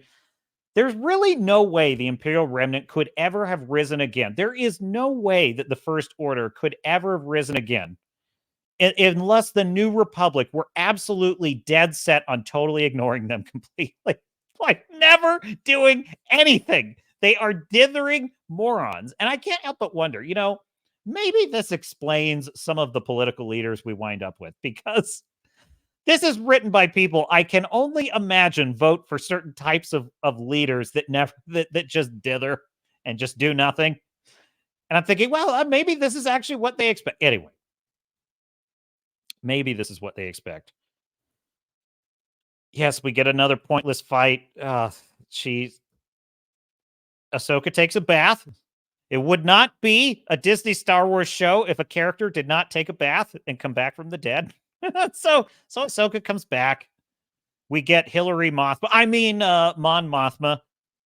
Why is this senator just involving herself in all of the military matters all the time? She's they are ruining. This is why I say, I said in the title, this is Dave Filoni subverting Dave Filoni. It's Dave Filoni subverting Dave Filoni and all of Star Wars. He has misread his own characters. He's brought them back. He's made them bland and boring. But not only that, he's ruining even minor characters like Mon Mothma, who dithers, who seems to have nothing to say in every scene. And what the tragedy of that is, I kind of liked Mon Mothma at first. She's not bad in Andor. She's a pretty interesting character in Andor. And it's interesting to see her kind of working her way through the political environment. I could have done without the writers telling me that they just couldn't help but envision Mon Mothma, this heroic senator fighting the power, as inspired by Hillary Clinton. I'm like, oh my God, did you have to tell me that? Why do you do this? Why do you do this? Don't tell me what this is the thing. Like, I used to love the show 24, if you're a fan of 24, Jack Bauer, which I would, admittedly is a pretty right-leaning kind of audience, I would say, typically liked that show. I don't think it was a politically partisan show by any means, but probably you typically got a more right-leaning audience tending to like that show. But that being said, it had a very broad appeal. A lot of people loved it. One of the smart things they did on 24 is in the first season, they mentioned the political party of the candidate. But after that first season, they never again mentioned the political party of who the president was. And I always thought that that was such a smart, creative choice because it avoided the real world baggage. You could sort of just read into the character whatever you thought their politics were, you could just read into it. And I thought that made a lot more sense. So it just irritates the hell out of me when these idiotic writers, directors, actors go and they project their own political views onto it. You know, by the way, if it were written by a conservative writer, I wouldn't want them going out there and saying, well, this is my, idea of Trump in the Star Wars world. I don't want to hear that either. Like, whether it's positive or negative, I don't want to hear it. Let these characters be fantasy characters. Let us, as the audience, draw our own conclusions. Wrangler says, I got to run. See you later. Thanks for showing up, Wrangler. Great to see you. Have a great rest of your day. Captain salute. There he goes. Then the space whales arrive. Oh, my God. The freaking space whales. I can't even. This is actually one of the more entertaining parts. This is up there with the pterodactyl in Mandalorian season 3. We have. Oh, God, this is so cringe. You could just tell when a show is trying to like tug on your heart. Oh, it's so beautiful. They're so magnificent. The space whales, they're so beautiful. And it's like, no, it's not working. She flies her ship into the mouth of the whale. And dude, okay. Do you remember when Chris Gore had his rant about the freaking IKEA chair? Like, can I find that? Chris Gore rant, IKEA chair. Oh, this is kind of what this makes me think of. Okay, here we go. Oh, yeah. Here we go. If you'll pardon me for just a moment. Yes, we're going to take a quick... Wait, no, not going to do that one. Present this one. I think this is the one we need. Hat tip film threat, Chris Gore.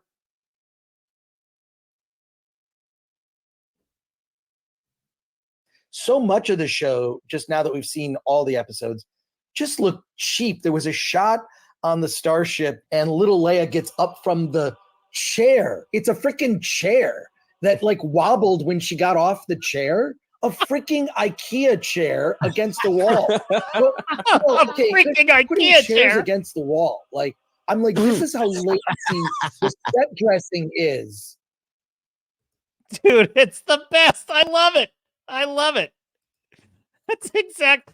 Okay, let me tell you the moment in Ahsoka that had me thinking of that. And it was, did I have it in the slides here? Oh, God, this doesn't help either. We'll get to that. No, okay, so she's standing on the wing of her ship and she's praying to the whales. Oh, dear, beautiful, humble whale, will you please help me? Take me to the other galaxy where Sabine has gone. She's like praying to the whales. And I'm thinking, James Cameron might have been able to pull this off. James Cameron with his whale love, he could have done it. So she's standing on the, and then she's flying into the mouth of the whale because it's going to take her to the other galaxy. And she is standing right outside the cockpit of her spacecraft, her starship. Hu Yang is sitting in the cockpit. We are in the cockpit with Hu Yang. We see her outside and she's knocking. She's ding, ding, ding, ding. She's knocking on the window of the cockpit. Ding, ding, ding, ding. Hu Yang, take us into the whale. Take us into the whale, Hu Yang. Ding, ding, ding, ding. And we can hear her speaking through the cockpit window. And I'm thinking, this is not how windows on starships work. This is not how it works. She's not in space, so the sound isn't an issue. But it's like, I would expect that whatever that, it's not glass, it can't be really glass, but whatever that cockpit that is transparent material, whatever that's made of, that window, has got to be some kind of substance you could never hear through. You could never speak through that. Like, we should see her knock, knock, knock, and see and hear no sound. None whatsoever. She should have to put, even that would have looked stupid. But I mean, just the idea that she's standing there knocking on the cockpit window is bizarre. And then he's like, perhaps you should come in, Miss Lady Tano. You should come inside now. And I'm like, this is weird, folks. I don't think that the people that write this show have any interest in space travel. I don't think they have any interest in speculative fiction that has anything to do with ships in space, starships. These are not Trek people. These are not Star Wars people. This is weird. This is like CW, like Buffy the Vampire Slayer type, and nothing against Buffy the Vampire Slayer. I'm just saying this is the wrong type of writer for Star Wars. They don't seem to have any appreciation for like military tactics, space tactics. They don't seem to have any appreciation for how substances that comprise these ships work. It was definitely an IKEA chair moment for me. Ding, ding, ding. Hu yang. Roll down the window. Roll down the window. That's basically what it was like. So then she gets back of the ship. Now, I got to tell you, folks, I mentioned this previously about the first episode. These uniforms, okay, these uniforms for the New Republic, what the fuck? What the fuck are these? These seriously take me out of the universe entirely. I have no idea. I can't recall that far. I don't remember if there was something that looked like this in, let's say, The Return of the Jedi. I don't think so. I think they had kind of like an orange and white garb, if I remember. Let me see if I can find if there's like an image of this. Return of the Jedi. Yeah, it was like Admiral Akbar. What was he wearing? What was he rocking? Yeah, he had like an all-white military outfit. It looked kind of vaguely spacesuit. Yeah, it looked kind of recognizable as a kind of spacesuit almost. You had this. I'll share my screen here. See if this'll. Yeah, there you go. Right, this is kind of what you're working with. I don't know. I mean, it still looks like a 1970s sci-fi, but something about this does not take me out of it. Something about this looks military, looks real to me. What else can I say? This looks like some weird uniform you would see in like a corporate environment. That's all I could describe it as. It takes me out of it completely. They find these actors. I swear to God, every leader in modern Star Wars is a boring middle-aged woman. Like basically every leader is an extremely boring, slow-speaking, anemic actor who plays these leaders. This is like leadership by committee. This is I have some thoughts here that I dare not say. All I'm going to say. Look, I love Captain Janeway. I was even listening to Kate Mulgrew talk about portraying Captain Janeway in Star Trek and how like she remembers filming her scenes and she had this feeling that just everyone on the set was just scrutinizing her, just waiting for her to screw it up because she's the first female captain or whatever. Now, I don't know. I didn't get the sense she was like, complaining it was like a grievance or anything. She just felt a lot of pressure to perform. And for like 6 months or so of being Captain Janeway, she, it was always kind of on her mind, kind of dogging her. She struggled with the tech talk, etc. You don't know it when you watch the show. It's an impressive performance for someone who said she struggled with that. But then after like 6 months, she just said, you know what, screw it. I'm doing this the way I'm doing it. And I'm not going to worry about what people think of it. And she wound up I think she's one of my, well, I can't really say one of my, they're all my favorite captain. I love all the Star Trek captains of the original 5 series. I would say probably Picard used to be my favorite captain, but then that show ruined it. Anyhow, I love Captain Janeway. And I like hearing how Kate Mulgrew was kind of like struggling with the performance. But I think about Janeway, and it's like Janeway is decisive. She's able to call shots. You get a feeling when she has an argument with one of her officers that she'll indulge them so far. But when it's time for the call to be made, she ain't listening to any more bullshit. Like, there's no more bullshit allowed. Like, once Janeway's made a decision, she makes a decision. And I feel like, let's just face it, some of that energy is a masculine energy. It is a masculine energy to make decisions, draw the line, and okay, talk time is over. Decisions have been made, and when an ultimatum needs to be delivered, it's ultimate, So the whole setup of this scene is that the Republic has shown up.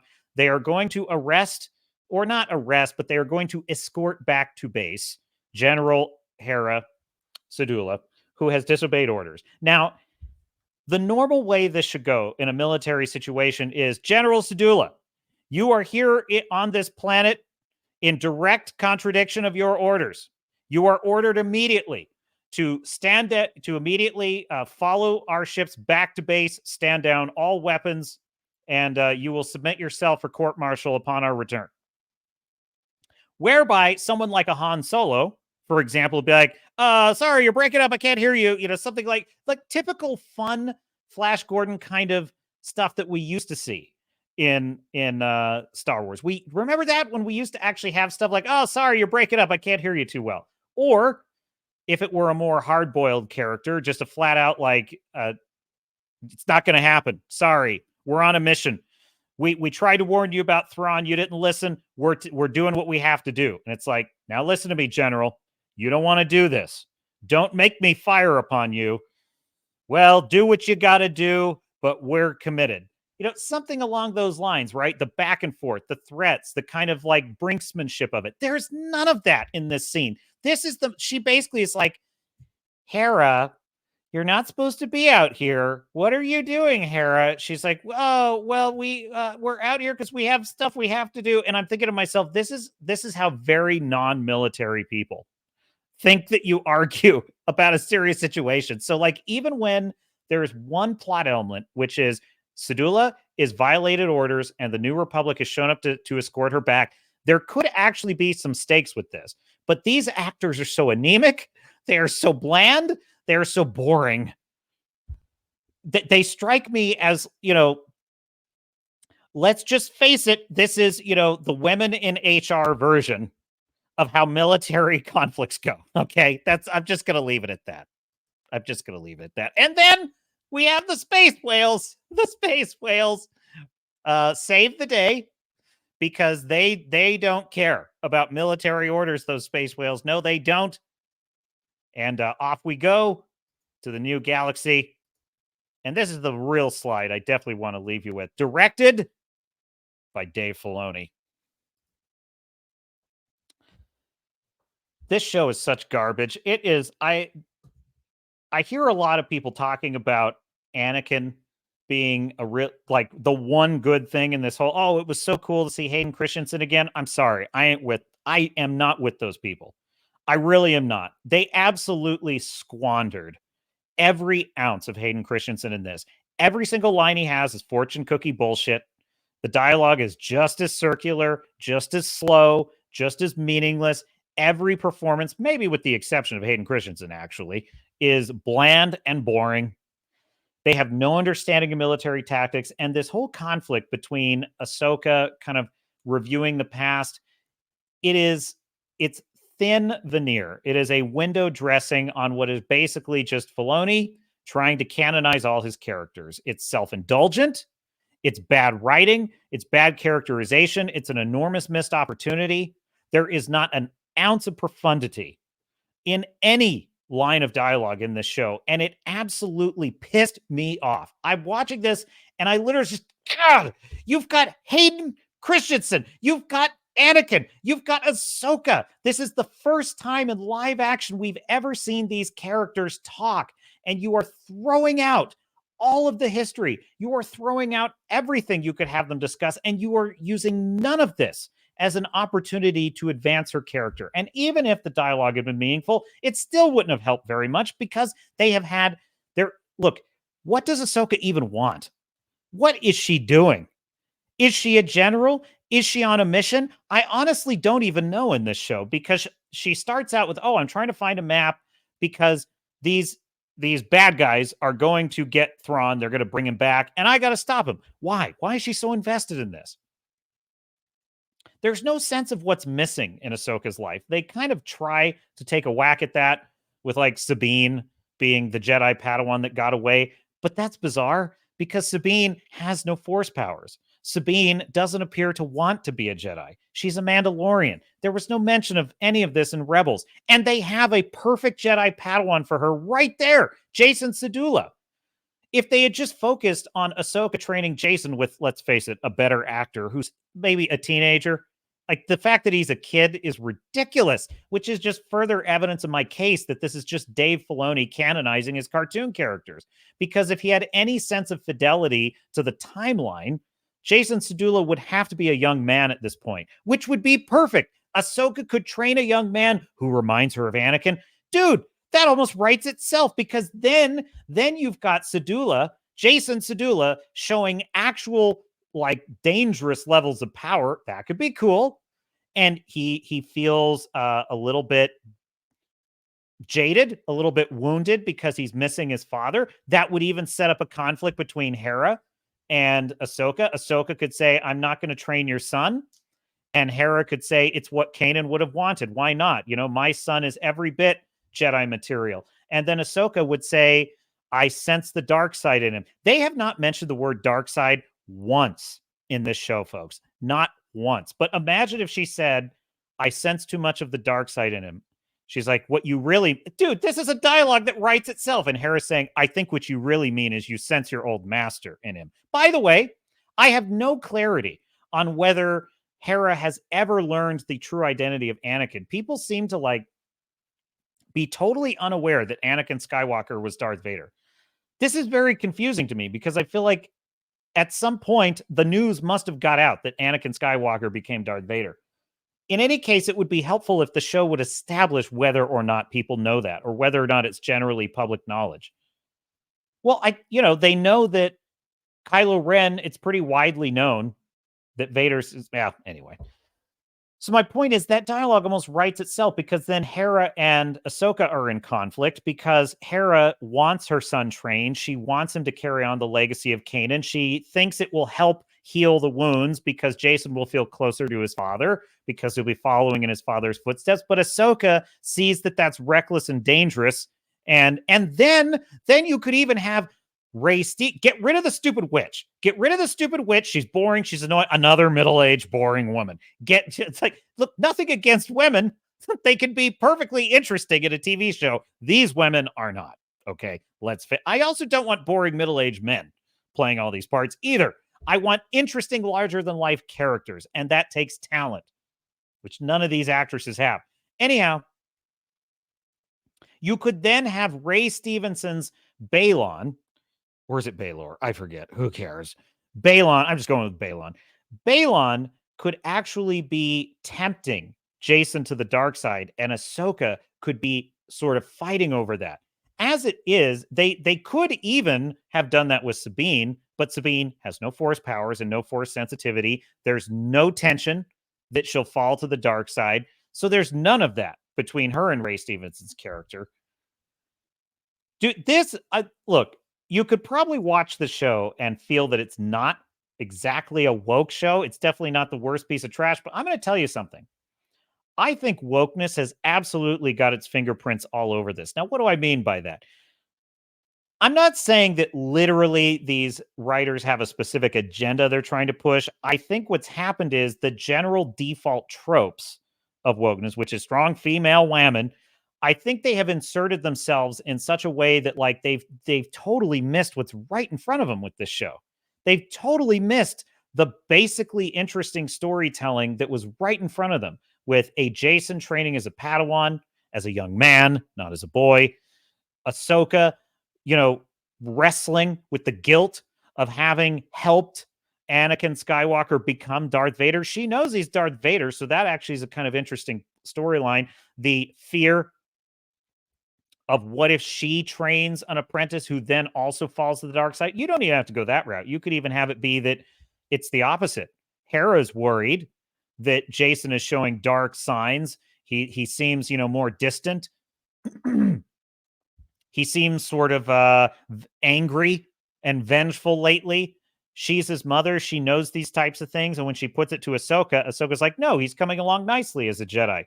You could have had it be that Ahsoka is missing. She has a blind spot with him because she's dead set on proving that Anakin was a fluke. That would never happen again. And or she's righting the wrongs of the past by training the next generation of good Jedi. I mean, there's so much opportunity there. But what do we get? I'll tell you exactly what we get. This is what we get.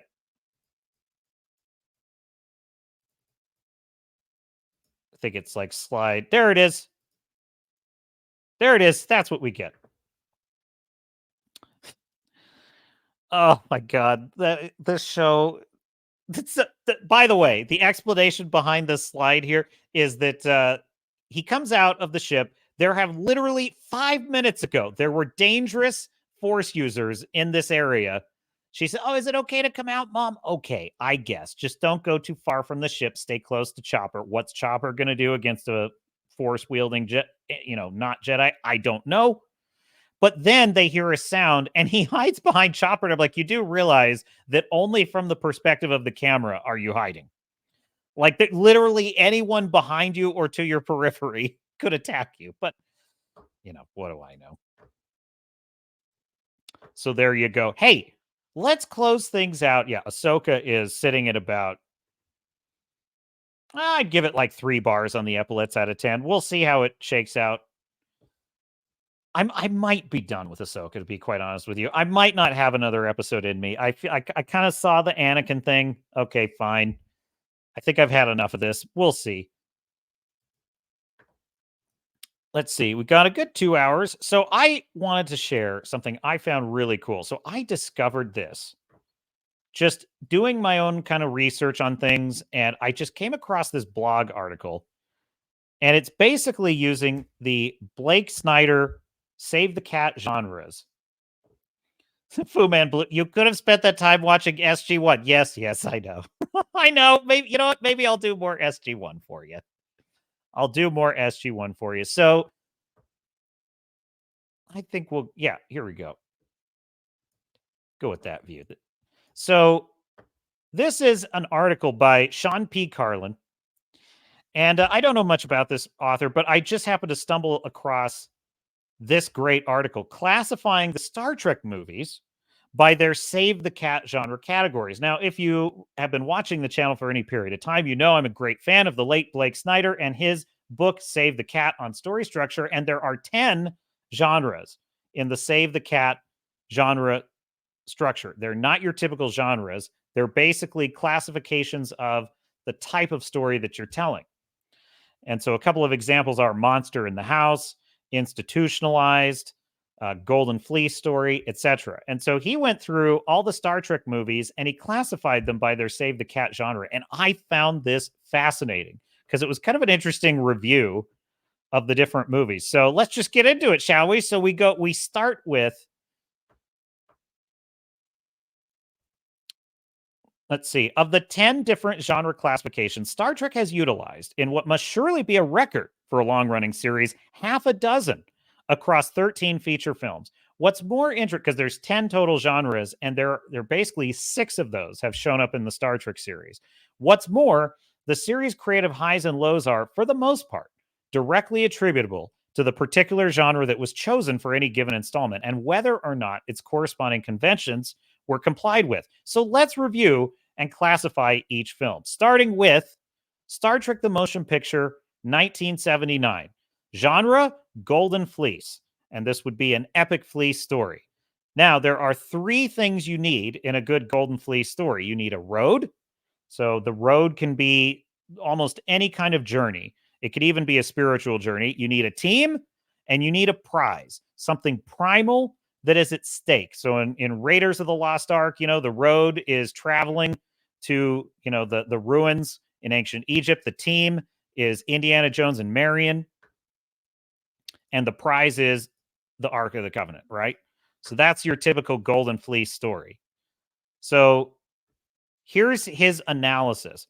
The crew of the USS Enterprise, that's our team, reunites and sets sets out to intercept a destructive extraterrestrial energy cloud, that's our road, before it reaches Earth and annihilates the planet prize. So in this case, Earth is the prize. Textbook Golden Fleece, which makes sense for a series predicated on the tropes of adventure and exploration. This episode is certainly slowly paced, as it's been thoroughly criticized for, but also reaches heights of space operatic grandeur, never quite achieved by Trek before or since, which is, for the Trekkies out there, that's a pretty interesting take, because I have to say, man, Star Trek, the original film, is a slog. It is a long movie. It is very slow. There's a lot of, but if you love the ships, there's a lot of fan service for that. On the other hand, even when you watch it today, even with all of our advancements for a film made in 1979, the special effects, the intricacy of the ship designs, super incredible. And he's right that, like, it is an epic philosophical story that when you actually get to the end of the story, the full context is known. It's pretty brilliant. It's a pretty brilliant film. That being said, I have a hard time sitting through that one. Next up, Star Trek II, The Wrath of Khan, 1982. Genre, superhero. And this would be of the subtype fantasy superhero. The conventions, the rules that you got to have in a good superhero story are a special power, a nemesis, and a curse. And I think those are pretty self-explanatory. Star Trek has often been compared to Star Wars, but this is perhaps the only way in which they are even remotely similar. Both film franchises debuted as Golden Fleece before switching to superhero for superior second installments. James Kirk is recast as a superhero here. Note the way he is introduced against dramatic backlighting, his approaching silhouette, regarded with awe by slack-jawed spectators. Kirk is a legend, a man who routinely cheats death. That's his superpower. That's his special power. The only cadet in the history of Starfleet to have triumphed over the unbeatable Kobayashi Maru training exercise. He doesn't believe in a no-win situation, which is a foolhardy outlook, his curse, that will be shattered by the climactic death of his friend and first officer Spock. Unhappily squandering his superheroic talents in an administrative job at the start of the story, Kirk is drawn back into galactic combat by a vengeful antagonist from the TV series, Khan Noonien Singh, who is his nemesis, who blames the captain for the death of his wife. It is often argued the franchise's villainy peaked with Khan, and perhaps the producers realized, if even unconsciously, that he would indeed be a hard act to follow. So they returned to the Golden Fleece paradigm next, rather than pursuing the superhero model, which would have required them to devise a new and worthy nemesis with each installment, a la Batman and Bond, a feat that can be an insurmountable creative challenge for an ongoing series like this. And I just find that observation fascinating, because you kind of get this sense that there's sort of two ways to do a Trek movie. You can do kind of an interesting journey with deep explorational themes, or you can just do captain versus villain. And I feel like most of the time the films rely on captain versus villain. And let's face it, like after Khan, that was the best. I think that is a correct analysis, that essentially Khan was the best captain versus villain fight they ever had in Star Trek.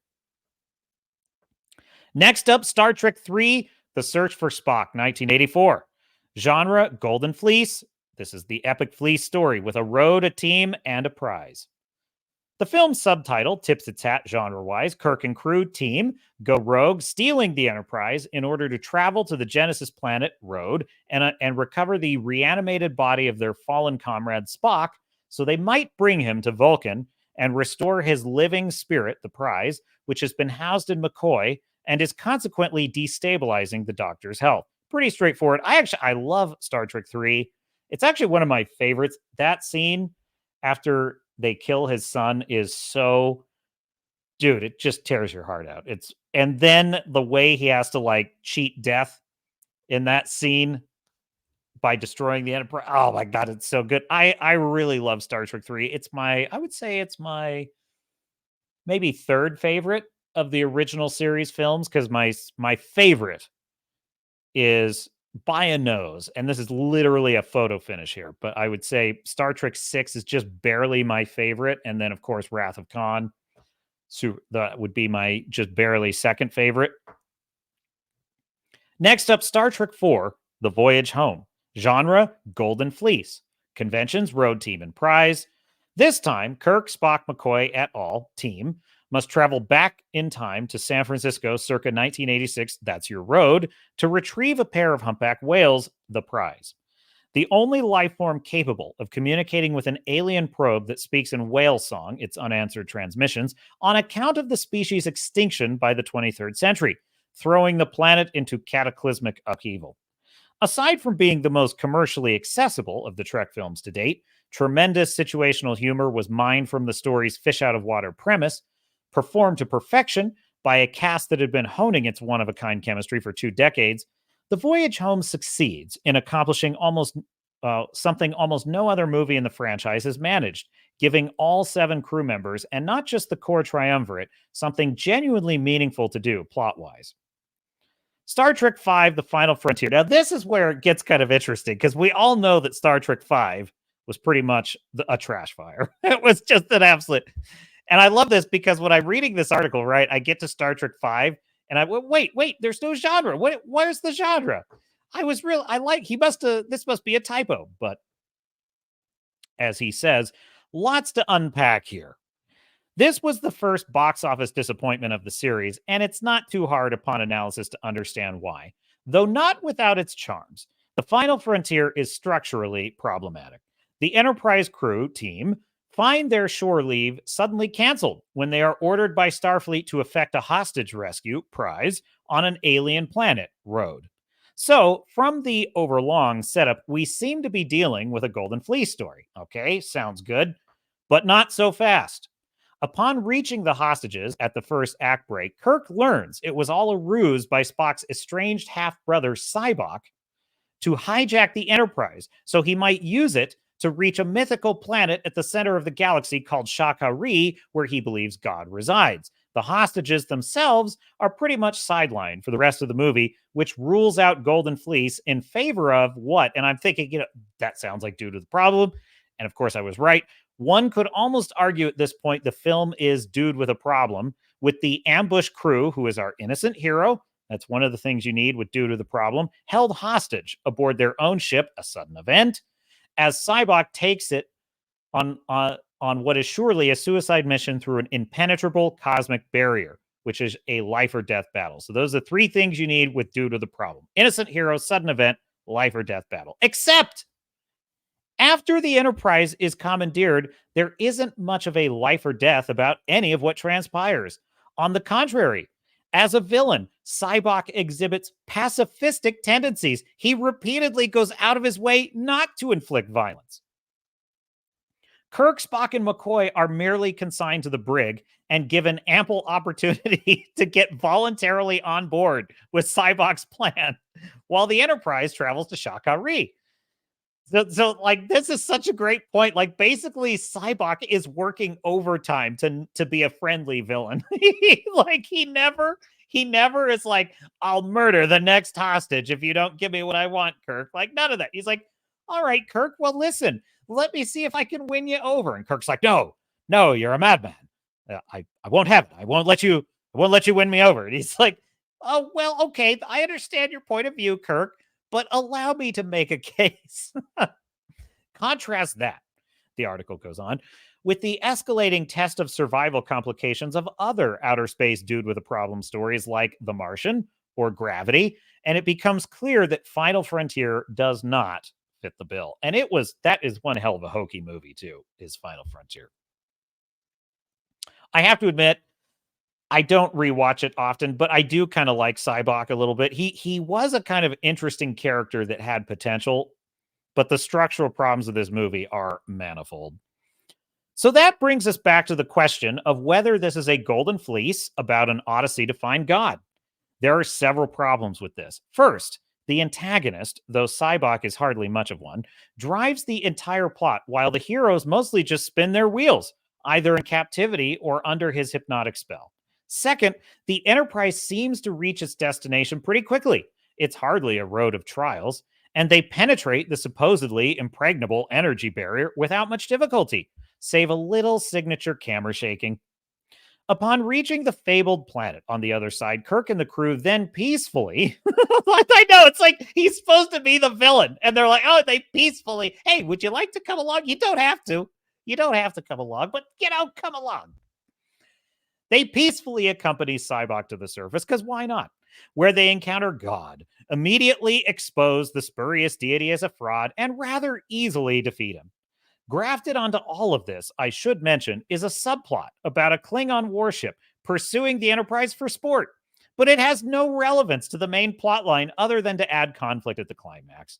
Because the movie lacks a clear through line, a proactive goal with mounting causal obstacles, the writers kept throwing new out-of-nowhere forces of antagonism at the heroes, but none of it adds up to a plot with any suspense or meaning. And I don't, maybe I'm the only one that finds this interesting, but I really do. I love this article. I thought I'd share it with you.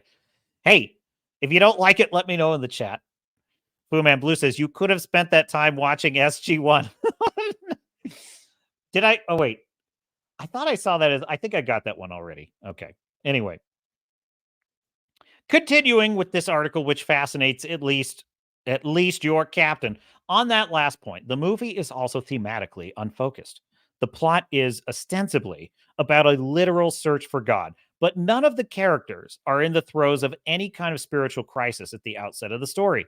The events of the plot don't correspond with a transformational arc on the part of any of the heroes. Sybok possesses the not adequately explained power to relieve people of their innermost psychic wounds, but to reiterate, none of the crew members find themselves in a state of emotional anguish when they are reintroduced to us, so it doesn't resonate in any meaningful way. There's some talk at the beginning and at the end of the movie about Kirk's prophecy that he'll die alone, but that has nothing to do with the quest for God, nor the ability to alleviate unconfronted trauma. Grappling with issues of mortality during the crusade for a cosmic solution to such an existential malady was handled with far more resonance and complexity in Star Trek Generations, which we'll discuss in a minute. Other recurring philosophical motifs include the notion that life is but a dream, and that Starfleet officers, unlike normal people, don't have families, and that seems to be an animus on the part of the filmmakers to expose televangelists as bullshit artists. But again, it's all paid lip service. None of it is handled with any depth because none of those thematics are explored through dramatization. They're just conversations that happen over the course of a scattershot plot that doesn't offer them any structural framework in which to cultivate and evolve. Now, I actually find this very instructive about part of what's going on with Ahsoka, because, Ahsoka, I would say Ahsoka essentially is trying to be a kind of Golden Fleece story in which the road is the journey to find Thrawn. The prize is, it's Thrawn. I would say it's Thrawn. Thrawn would be the prize. And then the team, ostensibly, is the Star Wars Rebels characters. The problem is the team has no real conflict.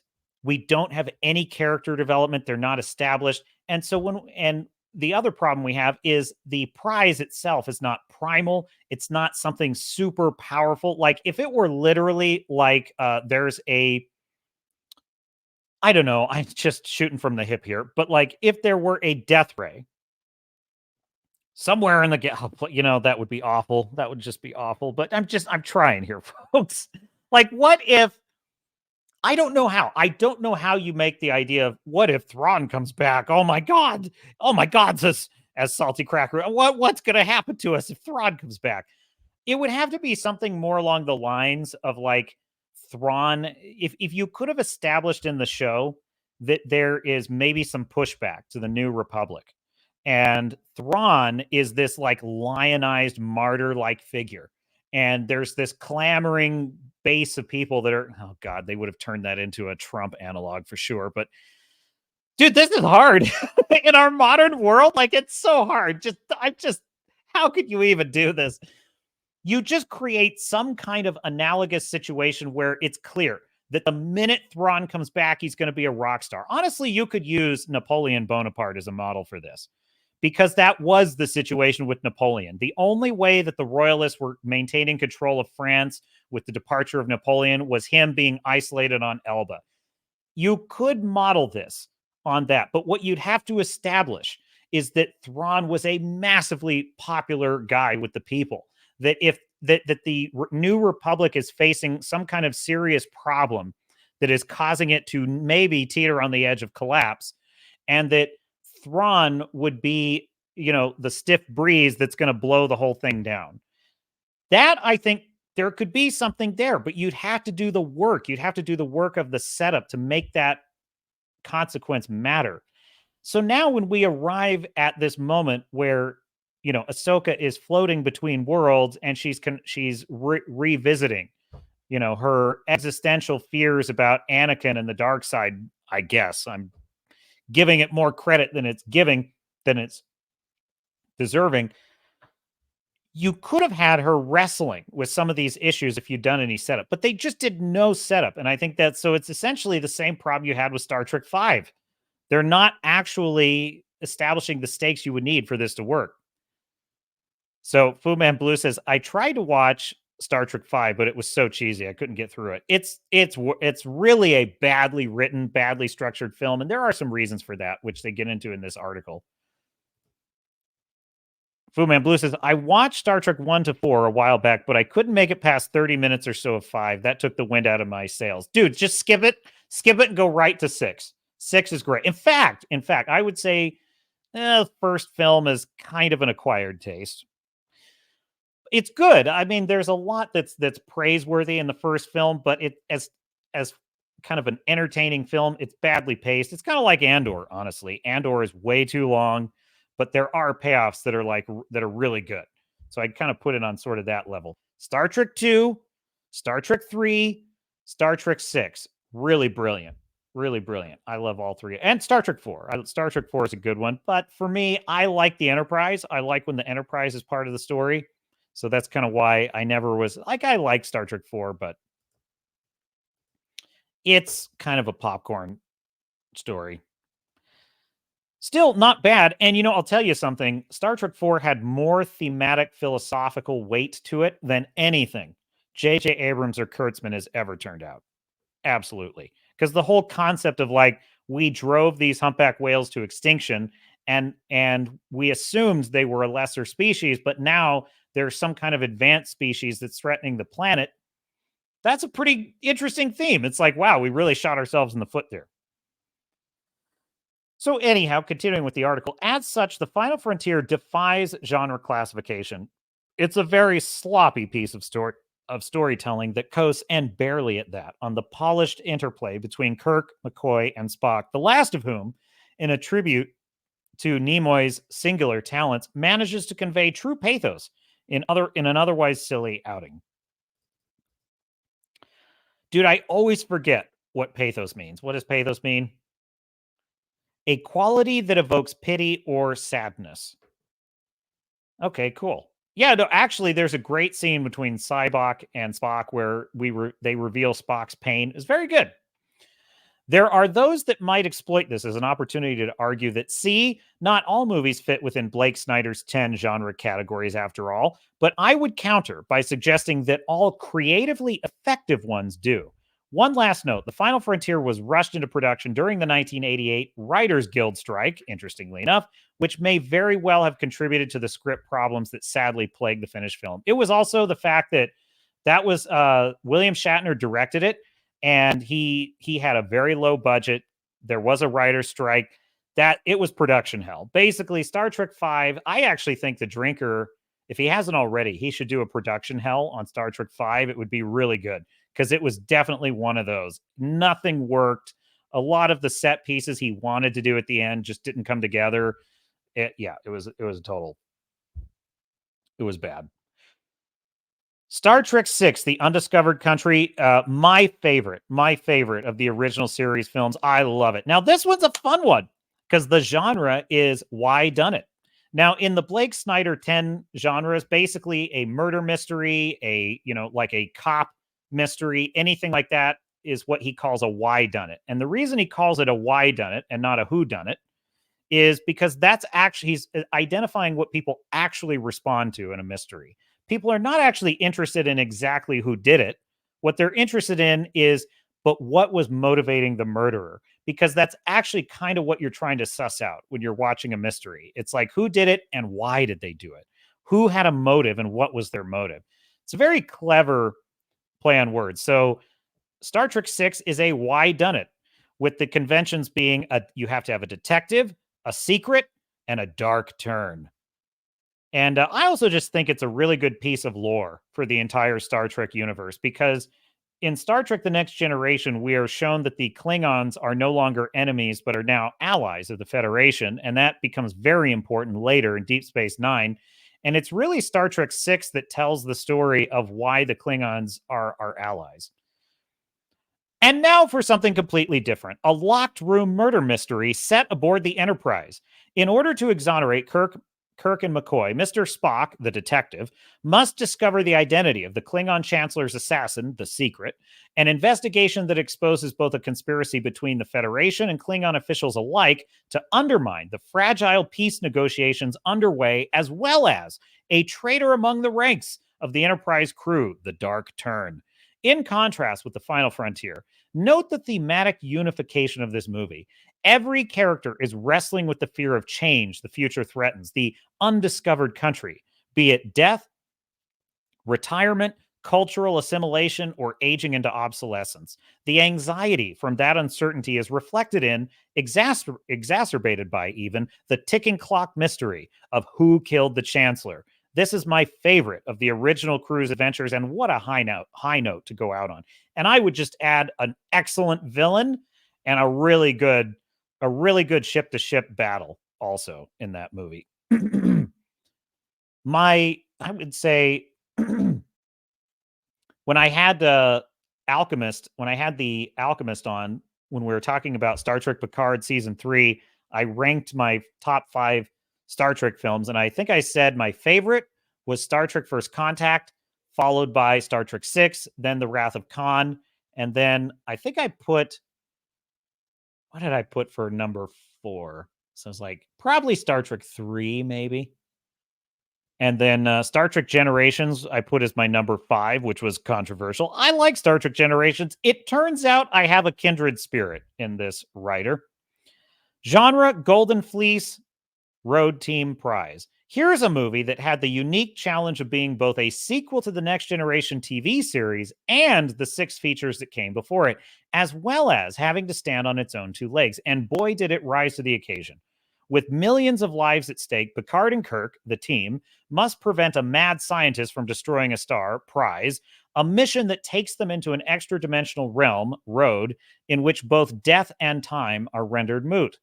Most critics dismiss this effort as a mere 2-hour installment of The Next Generation, which, frankly, is a lot of why I like it.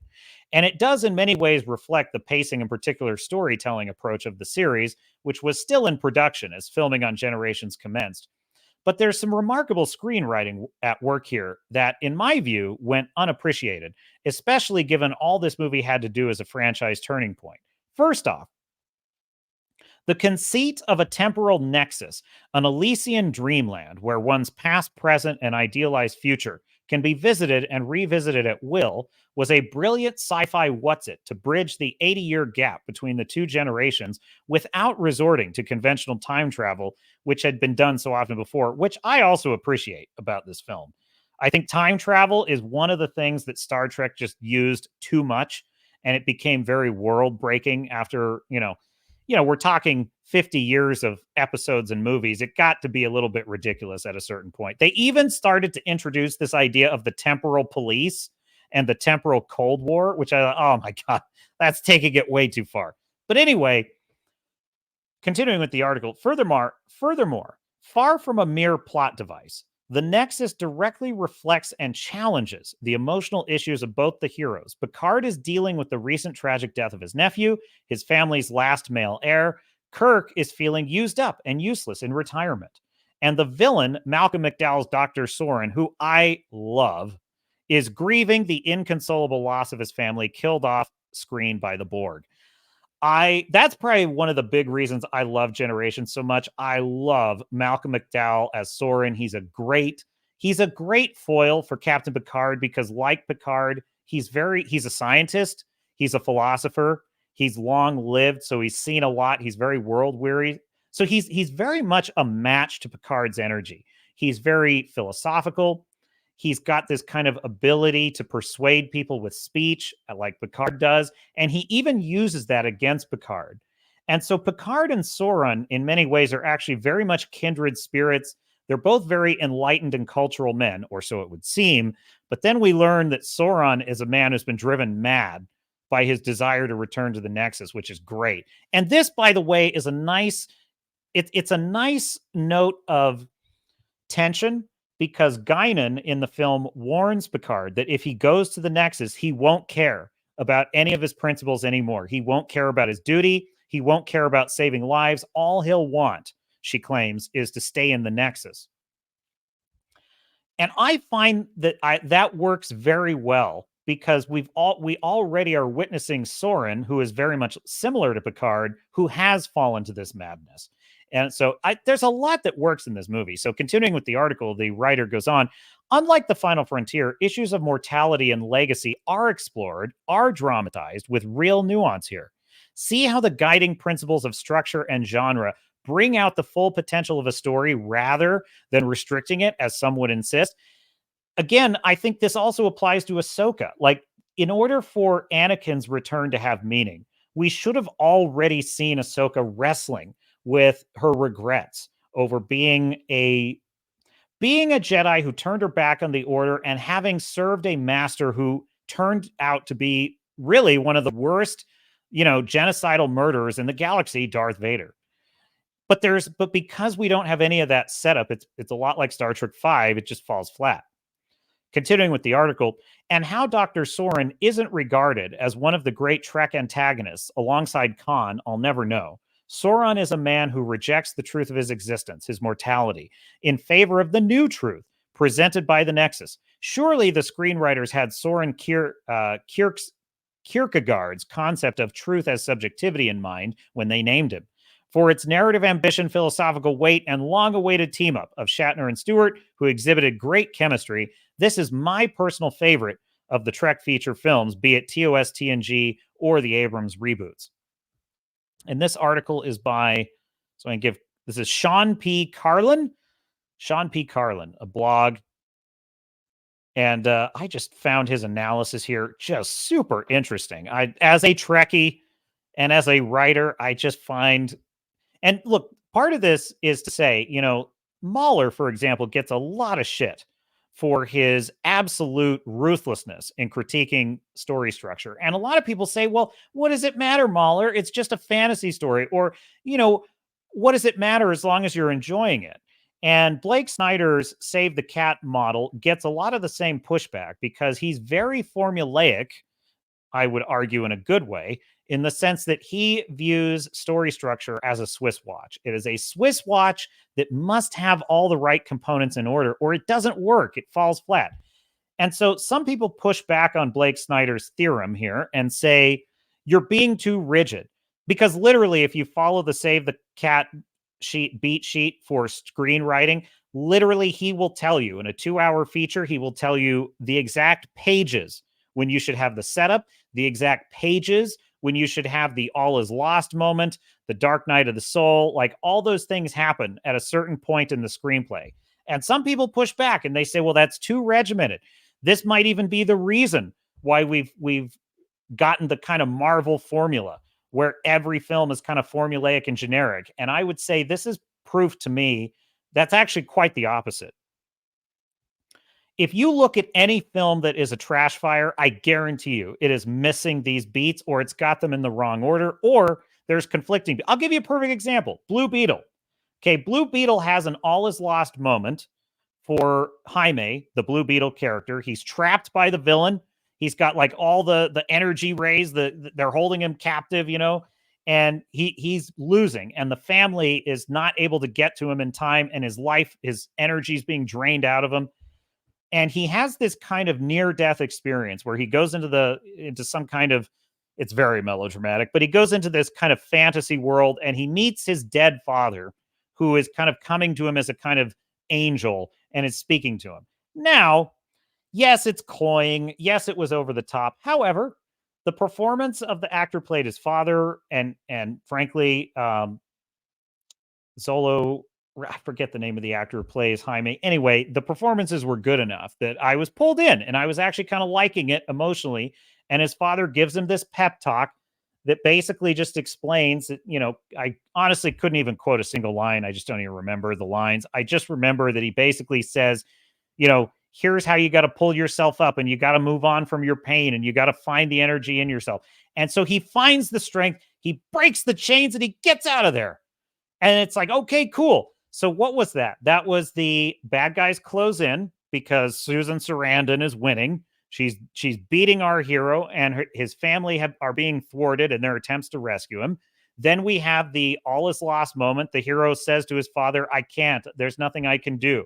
And then we have the dark night of the soul, where his father has given him these words of wisdom and he can't find the strength in himself. Then we have the break into 3, which is where the hero rallies and starts turning things around. They then immediately undermine that because the next thing that happens is Jaime, when at the exact moment when he should start to kick ass and turn the tables on the bad guys, he again is impotent and can't use his powers, and the bad guys have him dead to rights and they're about to kill him. And that's the moment when his grandmother shows up with her chain gun and in a total MCU humor, shameless comedy moment, mows down all the goons with a chain gun. And I'm like, in so many ways, this is so cringe. It's like, Grandma, I'm trying to be a superhero here. Did you have to follow me to my superhero job? It's so embarrassing. But the biggest problem is that it's undermining the plot beats, right? So that's how it works in a bad film. And then in a good film, I guarantee you will find all of these correct rules are followed, whether the filmmakers intended to or not. In fact, even in my own writing, I've sort of retroactively looked at it and been like, you know what? I know where these beats fell in my novel. And I honestly didn't even, I just kind of naturally found some of those beats, but they're there and they have to be there. And these beats are missing, definitely, in Ahsoka.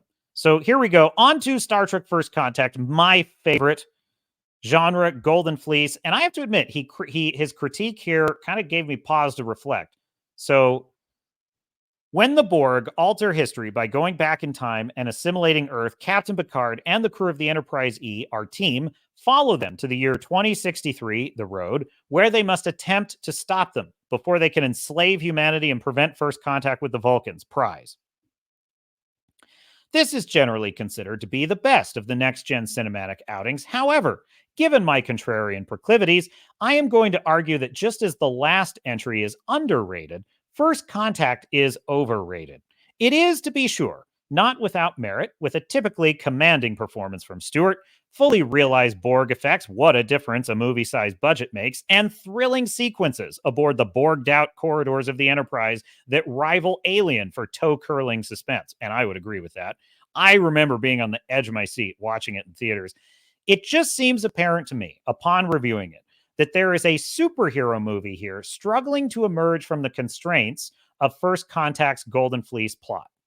According to Wikipedia, during the development process, producer Rick Berman envisioned a time travel story, whereas screenwriters Brandon Braga and Ronald D. Moore wanted to revisit the Borg. They ultimately combined both ideas, which I think was a mistake. Picard's unique history with the Borg is forced to compete for screen time with the motions of a standard issue time travel plot, something that has been so deftly eschewed in generations, when it could have served as the basis for TNG's very own Wrath of Khan. Now, I found that idea particularly intriguing. I'm like, so this guy sees First Contact as a missed opportunity for the next generation crew's Wrath of Khan. And of course, I was intrigued. He explains, try this on for size. When a new Borg threat emerges in the 24th century, forget the time travel plotline, Picard is ordered by Starfleet to intervene, specifically on account of his telepathic link to the collective, his special power, with no regard for the PTSD that still plagues him from his assimilation 6 years earlier. As such, Picard's obsessive need for vengeance, his curse, jeopardizes the mission and the welfare of millions, and puts him on a collision course with the Borg Queen, his nemesis, who still hopes to reintegrate the captain into the collective. And I got to tell you, that's pretty damn good. That's actually a pretty damn good counterpoint to prove that there really is an excellent superhero Wrath of Khan style feature that they could have had. And I'll tell you what, though, I think Terry Matalas, whether intentionally or not, I think Terry Matalas with Star Trek Picard Season 3 kind of gave us that. He actually kind of, I wouldn't say it was a perfect superhero story of Picard versus Borg Queen, because really what we have bound up in it is Jack Crusher as essentially, he's kind of a big portion of the story. If I had to classify Star Trek Picard Season 3, I would say it's probably, what genre would it be?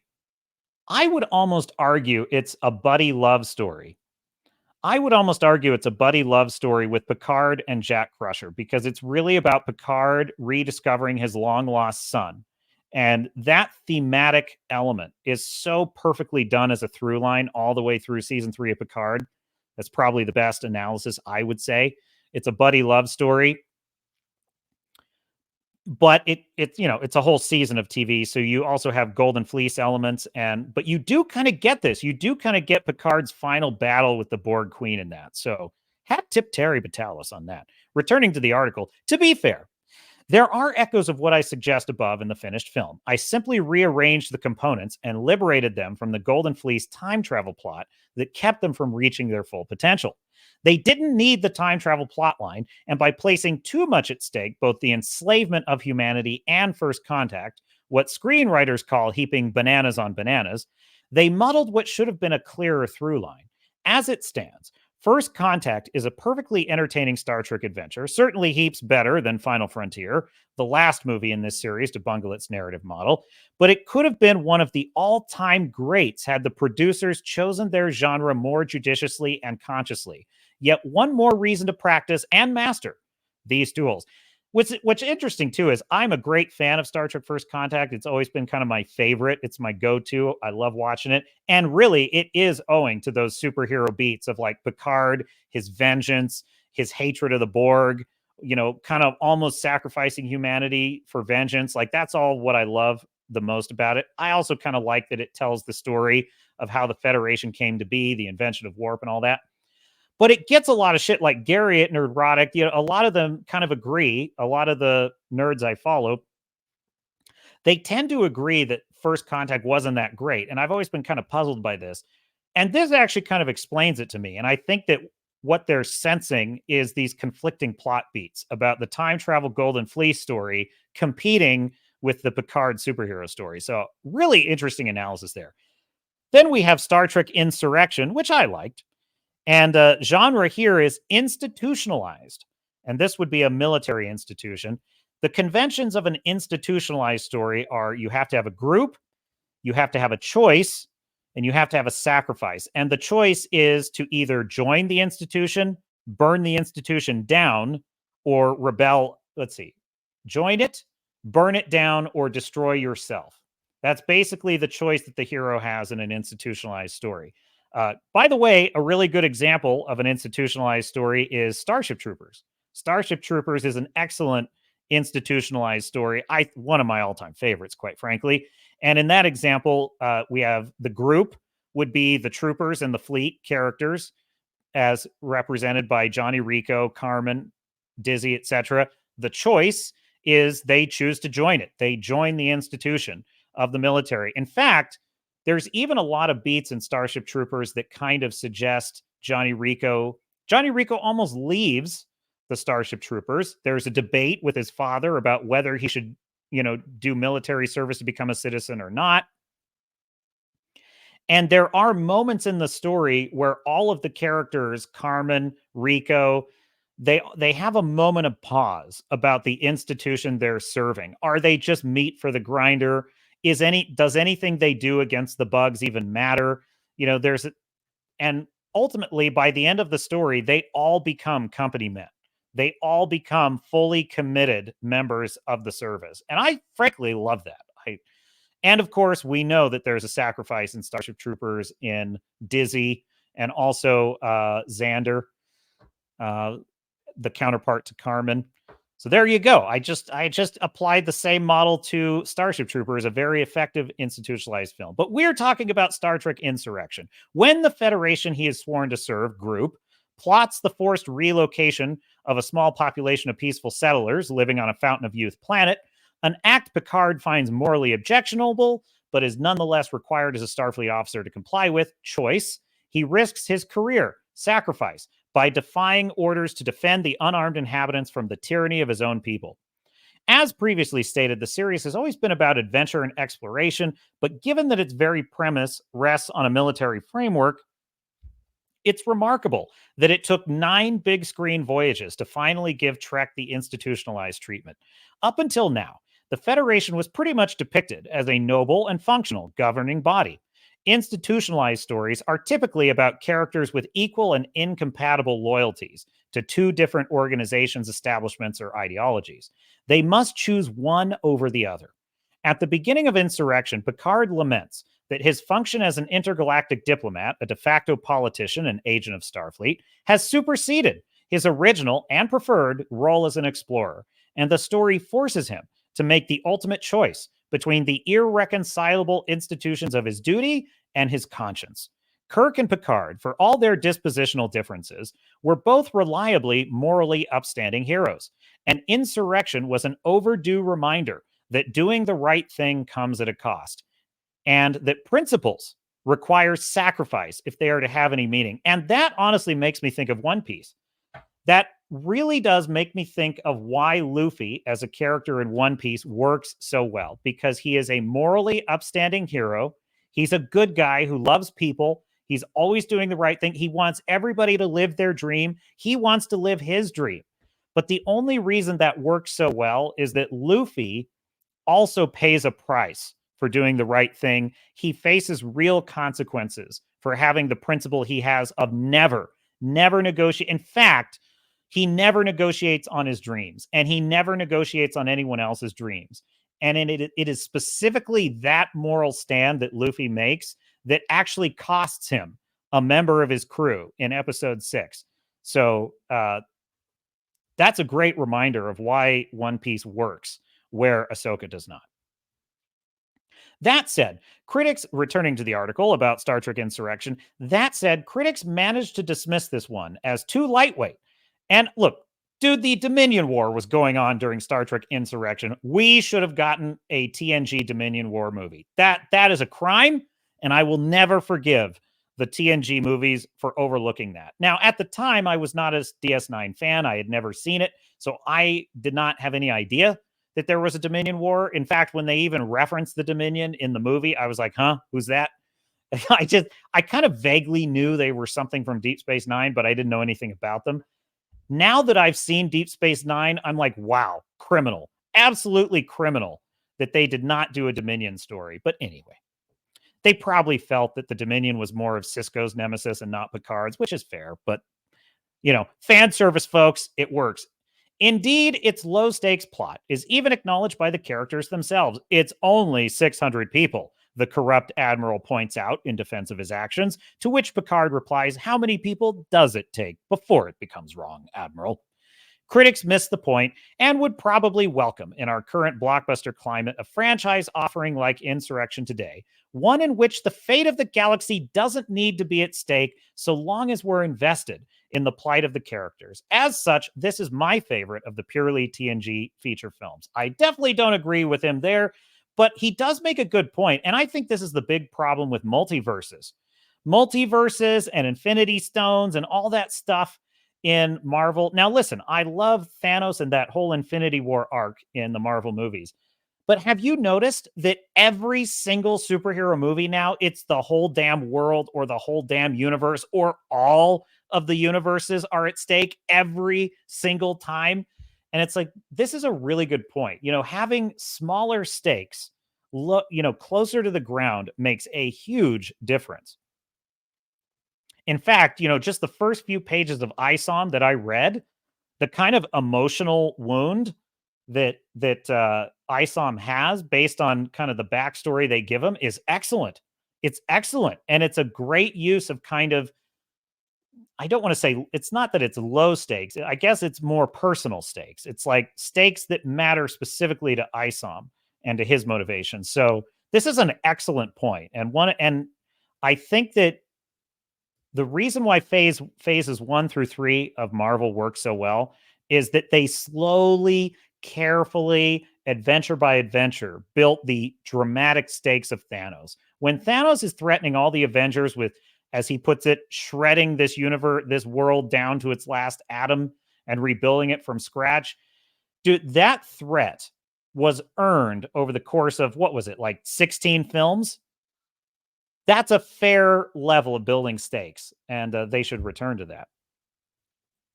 Okay, now Star Trek Nemesis, which is widely regarded as a shit festival. Genre, superhero. This would be a fantasy superhero. Conventions, special power, nemesis, and curse.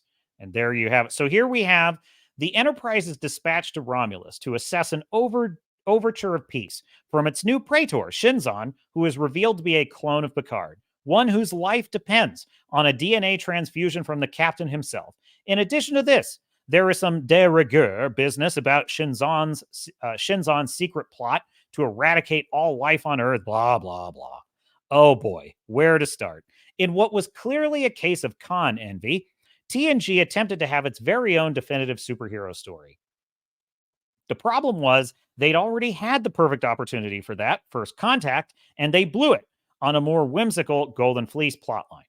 So they created a nemesis here that could compete with Khan, a younger, diabolical version of Picard. But it doesn't work for several reasons. One, Picard has no history with Shinzon, as he did with the Borg, and as Kirk did with Khan. So there's no backstory to play with. Not that that's a prerequisite in superhero stories, but it historically makes for a more compelling conflict. Second, Picard is not in crisis when we first meet him at the beginning of this movie, unlike where he was in First Contact, which opens with one of his PTSD-induced fever dreams. He therefore has no character arc to speak of. For that matter, Picard isn't even established as much of a superhero here. For all of their effort to create a memorable nemesis, hence the movie's subtitle, the screenwriters at no point established a special power or curse for Picard as they had in First Contact, which was his telepathic link to the collective and his desire for vengeance, and as they had done for Kirk in The Wrath of Khan, with his ability to cheat death and his, foolish belief in a no-win scenario. What Nemesis has instead is a villain who drives the overcomplicated plot entirely, a mistake that is made in The Final Frontier as well. And, there's somewhere else where the villain driving the plot is another huge mistake, and it's escaping me. It's like something recently we've been talking about, where the villain drives it and not the hero. Anyhow, if it comes to me, I will tell you, my dear sailors, the Starnauts. So this is a protagonist who simply reacts to each new act of villainy without any personal emotional stake in the story. And I will tell you this, there's elements of Nemesis I like, and some of them are like the action with the ships fighting each other. But I do recall whenever I would rewatch Nemesis, I would always have this feeling in all of the conversations between Picard and Shinzon that there was this kind of uncanny valley. There was this kind of overly dramatic and Shakespearean way that they talked to each other that kind of hit a false note. And I'll tell you, I think what it is it is a soul-crushing story. It is a nihilistic, dystopian kind of story because it ends in a really bitter. It's just a black pill. It is a black pill story because Picard utterly fails at any point to convince Shinzon not to be evil. And he really is driven home as this kind of dark reflection of Picard, which seems unfair to Picard because I always found myself doubting when I was watching it. Would Picard really have been as evil as Shinzon? It feels like they're kind of robbing Picard's character here. And I would even argue this was kind of the early beginnings of what we would now call Kurtzman Trek, because it's that soul-crushing, no ray of hope kind of storytelling that Kurtzman loves in modern Star Trek. And I think this guy has nailed it. What the problem was, there was no history between Shinzon and Picard. There was no reason to debate this kind of nihilistic premise of who would Picard have been if he had lived Shinzon's life. Who cares? Is kind of what this guy's getting at. There's no reason to even care about that.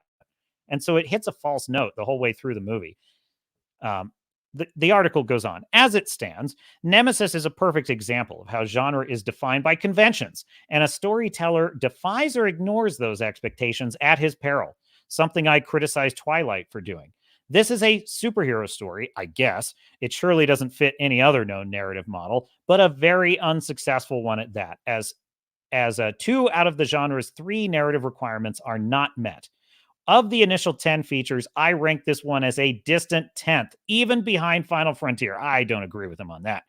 It's better than the Abrams movies because it was the first and only Trek feature to be an utterly joyless experience. This movie's creative and box office failure put the kibosh, sadly, on any future TNG adventures. What an ignoble end to what had been an otherwise exemplary franchise. And yes, I would compare that with Star Trek VI, which has just a beautiful send-off for all of the original series characters. I love just the final credits. I just get emotional with the final credits every time. They're all signing their names. It's fantastic. Yes, sadly, TNG did not have that until Terry Matalas, that is. Terry Matalas kind of gave us the ending that we didn't get with Nemesis. Now, we move on. Now, I have to admit, I was curious. Does this guy like the Abrams verse? Because if he likes the Abrams verse, his credibility is going to take a serious hit. So here we go. Star Trek 2009, genre, buddy love. And this would be professional love. Conventions, incomplete hero, counterpart, complications. So you need a hero who's got something missing in his or her life, a counterpart, which would be the buddy, and a complication to their story.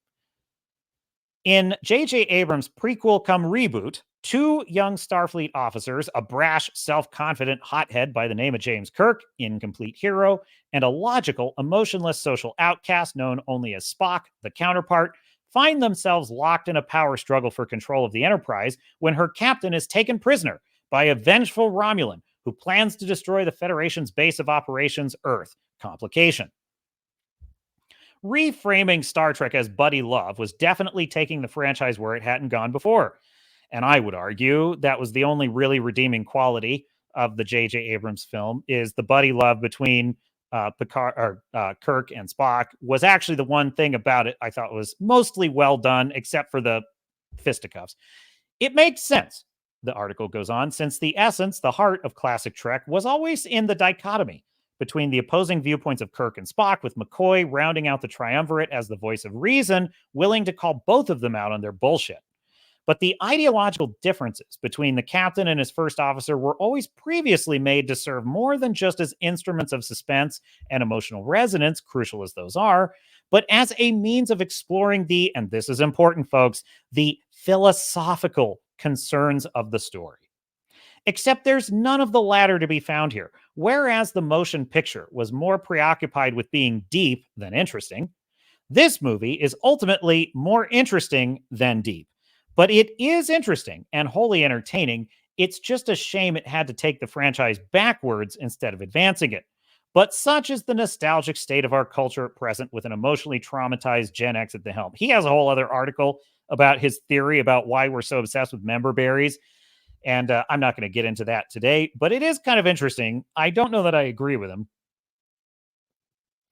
Anyway, Fu Man Blue says, I can't get my head around worrying about a planet or a universe, but show me a family or a neighborhood in danger, and it is a lot easier to get invested in. Absolutely, Fu Man Blue. Good points. It's exactly why I kind of enjoyed this kind of walk down memory lane with these Star Trek movies and kind of looking at them with these genre rules, because you can see where, when you miss these components, you can see where the story starts to fall flat. So then you have Star Trek Into Darkness, genre superhero, convention, special power, nemesis, curse. As noted earlier, Khan casts a long shadow over this franchise, with TNG reaching for such epic cinematic heights only to plunge to its death. And then Abrams took his own shot at it with controversial results. Since taking command of the Enterprise, Kirk has proven himself to be the most innovative, most proactively daring captain in Starfleet. His special power, with a willingness to do what needs to be done. Rules and regulations be damned. His curse. As such, when the Starfleet brass are assassinated in a terrorist attack on their headquarters, the recently demoted Kirk is hand-selected by the lone surviving admiral to find the man responsible and kill him. A fiend who turns out to be the genetically engineered superhuman Khan. Nemesis. However, when Kirk tables his need for vengeance and opts instead to arrest Khan, he learns it was the admiral himself who awakened Khan from stasis and sent the reliably impetuous Kirk to clean up his mess. Complications ensue, and Kirk finally earns his captainship, the one taken from him via demotion, by sacrificing his life for his crew with Spock in a reversal of their roles in Wrath of Khan, pursuing Khan in an action-packed climax that culminates in the villain's capture, where the regenerative properties of Khan's blood are harvested to resurrect Kirk. If all that sounds a little convoluted, blame the screenwriters, not me. I had no trouble summarizing the previous entries in a single log line apiece. And by the way, this is partly what he's about to unpack exactly why the moment when, Benedict Cumberbatch as Khan says, "My name is Khan," basically falls totally flat.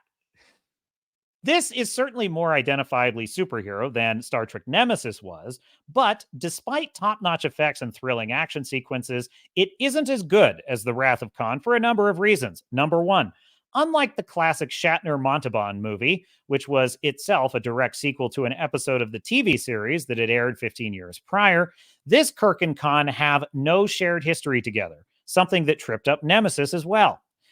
Which is why that scene falls so flat when he says, "My name is Khan." In this timeline, they have no shared history. Khan has no personal beef with the captain other than as a fly in his ointment. Khan doesn't even draw Kirk into the events of the plot. A secondary villain, the Admiral, does.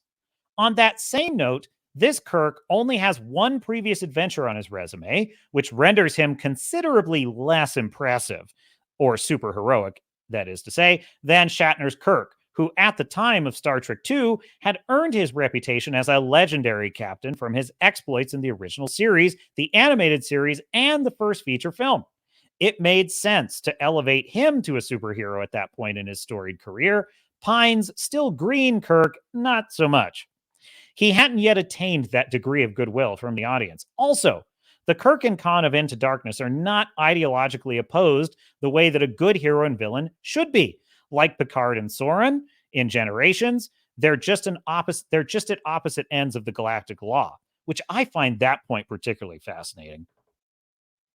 Once again, Abrams' Trek movies fail to be about anything existential or philosophical. Lastly, in the filmmaker's attempt to differentiate Into Darkness from Wrath of Khan, Kirk and Khan are robbed of the opportunity to go mano a mano in the last act.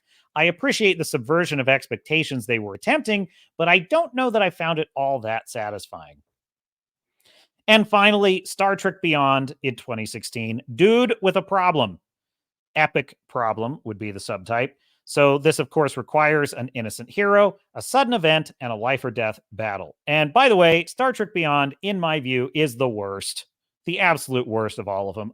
That movie is so freaking boring. I cannot watch it. I just cannot watch it and enjoy it anymore.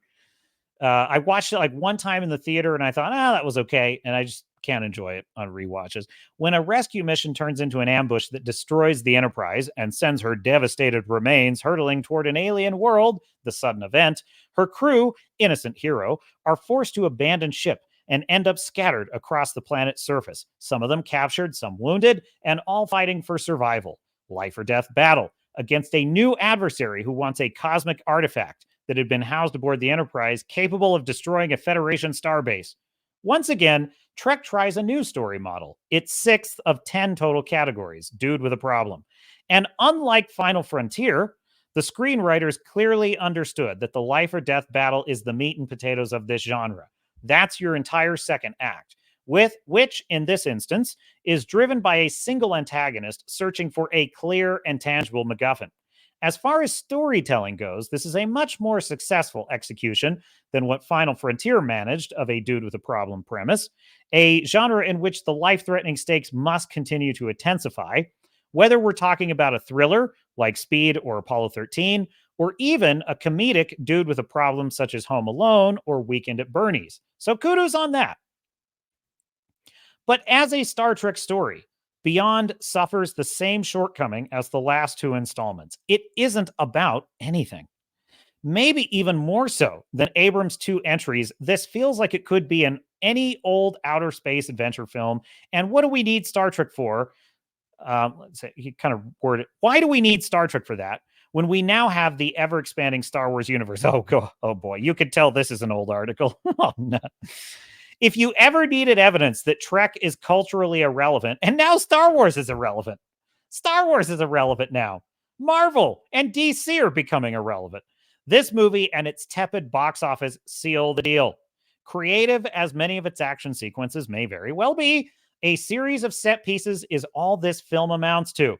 It asks no existential questions. By the way, neither does any J.J. Abrams Star Trek movie. Neither do any of the new Star Trek shows, with the exception of Picard Season 3. None of the new Kurtzman Trek asks any existential questions, provokes no thought or intellectual debate, offers no profound insights into human nature. There's no beyond in Star Trek Beyond. What you see is all it is. I would argue it's even worse. It undermines the character of Kirk. It makes him a kind of whiny, he's kind of a man-child who doesn't really like exploring space. They totally undermined his character. They didn't know what to do with him. It was awful. Now, the intense nature of Dude with a Problem stories like Die Hard and The Fugitive often, though not always, make them more about tension than thematics. Probably why Final Frontier struggled to make its grand notions about God work in that particular paradigm. And it's almost as if by taking the franchise in that direction, the current custodians of it have doubled down on their commitment to big action over big ideas. If Final Frontier had too much thematic agenda, Beyond had none. Science fiction resonates when it strikes a balance between exciting, inventive action and contemporary social commentary. Star Trek, alas, has devolved into big budget cosplay, which is also what Star Wars has devolved into. A Halloween party full of costumed adults engaged in meaningless mimetic exercise, all but forgotten come the next morning. In conclusion, the writer goes on to say, for 15 years now, different producers have been trying, mostly without sustained success, to return this franchise to a place of cultural prominence. Nemesis tackled dark as an ill-conceived corrective to Insurrection's lightheartedness. Enterprise schizophrenically tried for both Roddenberry-esque optimism and ham-fisted war on terror analogs, the Suliban for the Taliban. J.J. Abrams went back to the well to perform old tricks on a refurbished stage, which seemed to work for about a movie and a half before audiences caught on. There's a reason why the series' heyday can't be recaptured, and maybe it's time we faced it. Star Trek is the sci-fi saga of a bygone century. Yet we keep taking its epithet as the final frontier at face value, endlessly revisiting its fictive universe to seek out old life forms and old civilizations in search of an old way of life. The analog age that gave birth both to Trek and to us, that's gone forever, folks.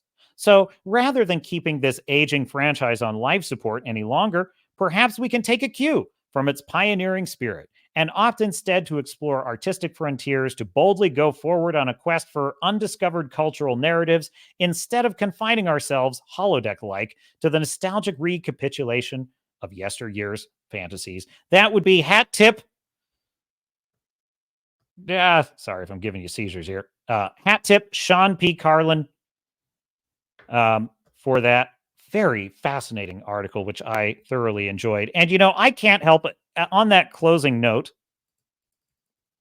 he talks about adults in Halloween gear doing cosplay. Do you want to see an example of that? Let me give you an example of that. Here you go. Right there. That absolutely nailed it on the head. Halloween costume bullshit is what this strikes me. This character is probably this supporting sub character. She is an extra that is being given spoken lines. That is basically what this is. She is an extra being given dog shit spoken non-military lines. I cannot even tell you. This might be the worst scene in the entire show so far. I believe me, this standoff between her and Hera, it's like two people in an HR department trying to work out their differences peacefully, it without offending each other. It's fucking awful, folks. I'm telling you right now. It's so awful. It's just, oh my God. It's doing me head in, as Az would say. But you know, I read this guy's conclusion, and I sort of, it's weird. I kind of half agree with him and half don't. He says that Star Trek is trying to recapture a bygone century, and I've read some of the guy's Twitter, and let me just tell you, I have a feeling that he includes in that assessment what you and I would call classical values. Things like what we would call Western civilization values, English common law, those sorts of things. The things we miss, like freedom of speech, consent of the governed. And without getting too pedantic about it, my point is, when I watch the original 5 series of Trek, what strikes me is these are deeply, classically liberal stories. These are stories that are steeped in the ideas of freedom of speech, the rights of the individual, equal protection and justice under the law. The idea of individual ruggedness and self-sufficiency, the idea that every individual is unique. And there's a line I never forget that Chakotay in Star Trek Voyager, which is pretty late in the franchise history, is saying to this madman who's trying to rationalize erasing people from time. He says, well, look, a few lives have to, a few lives in the grand scheme of things is insignificant. And Chakotay says, they're not insignificant. All those lives are significant. A single life is significant. And I think this is what collectivism rejects. Collectivism rejects the notions of Star Trek. And I think that what happens is a lot of very collectivist types, one subset of these being the wokies, they look at Trek and they misread it. They misread it as a socialistic, collectivistic story. And it's not.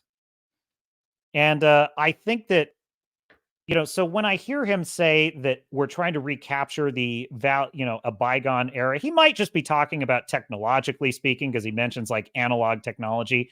I sense he's talking values wise, though. And the reality is values such as espoused in Star Trek are timeless. Watch the episode of Star Trek Next Generation, The Drumhead.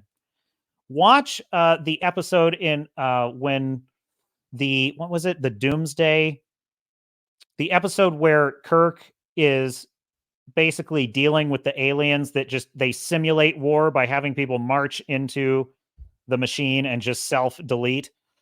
There's the episode Year of Hell with Chakotay basically reasoning with a madman in Star Trek Voyager. I can name episodes from all of the series that deal with these classical ideas of individual liberty. And that really is what the Federation represents. I don't agree that those ideas don't have merit. As a matter of fact, what I would say is all the new crap that we get, these member berries, Anakin showing up as Hayden Christensen, we get the Kurtzman Trek, they throw a tribble on screen and I'm supposed to go, oh, look, it's Star Trek again. It's like what they have abandoned. What they have abandoned is those philosophical themes. And I believe that the reason that a show like One Piece, as wacky and bananas and crazy as it is, one of the reasons why it is succeeding where Ahsoka is failing is that One Piece is about, well, really, it is about the individual. It is about an individual who goes around recruiting people by helping them believe in his dream and also by believing in their dreams and believing in the individual's right, ability, and frankly, responsibility to do everything in their power to defy death if necessary to achieve their dream. There's literally a thematic element here that I don't think modern, let's just call it those who subscribe to the message, I don't think they would ever agree with this premise. There is such an important scene in which Zorro is challenging, fucking great character, by the way. What is the name of this character? Hayek, I think his name is, in One Piece. And he's just one of the most splendid characters I've ever seen. Let me see if I can find. He's so cool. He's got like this Three Musketeers kind of thing going on. What the heck is his? Myhawk. That's his name. Okay, there you go. Myhawk. Myhawk, and just a super cool character. And I love the actor that plays him. He's got this like smooth British accent that just is excellent. And anyhow, oh, by the way, link in the description to the Discord. Don't forget to join the Discord. And Star Fury, if you're out there, make sure you join the Discord. There's a link in the description. And last week, when the other week when you got kicked out because of the comments, it's because I didn't turn it on allow all comments. I just forgot to do that when I was setting up the stream, so I fixed it this time. But I hope like you didn't get like banned, auto banned from the chat or something, because if you did, let me know and I'll fix it. You shouldn't be. So anyway. Yeah, so there's this great moment in which Zorro challenges this undefeatable sword fighter, and the way they set him up is excellent. It's just excellent. And you feel a real sense of dread when he challenges this guy to a duel. You're like, no, don't do that. Don't challenge him. What I love about it is the whole crew is trying to talk him out of it. They're like, you're going to get yourself killed. But believe me, the emotional core of this is because they did such a good job of setting up all the pieces for this. They set up his character of Zorro. They told his backstory. They set up his backstory. They told you they showed you how deadly this criminal, this sword fighter is. So all of that sets up this scene in which they're all trying to talk him out of doing this duel that's going to get him killed. And they all tell Luffy, you've got to talk him out of this. And I just love how Luffy's like, I cannot do that. Like, why can't, and they're like, why? Why won't you? He's going to die. He's like, I know. He is going to, he might die. I don't want him to, but it's his dream. I can never interfere with a man's dream. And I just think that concept is so foreign and alien to most modern writers that his dream is important enough to die for. It's just it's a super powerful idea. And I just absolutely love it. So definitely a hat tip to that. So hang on just 1 second. Delay of game here. All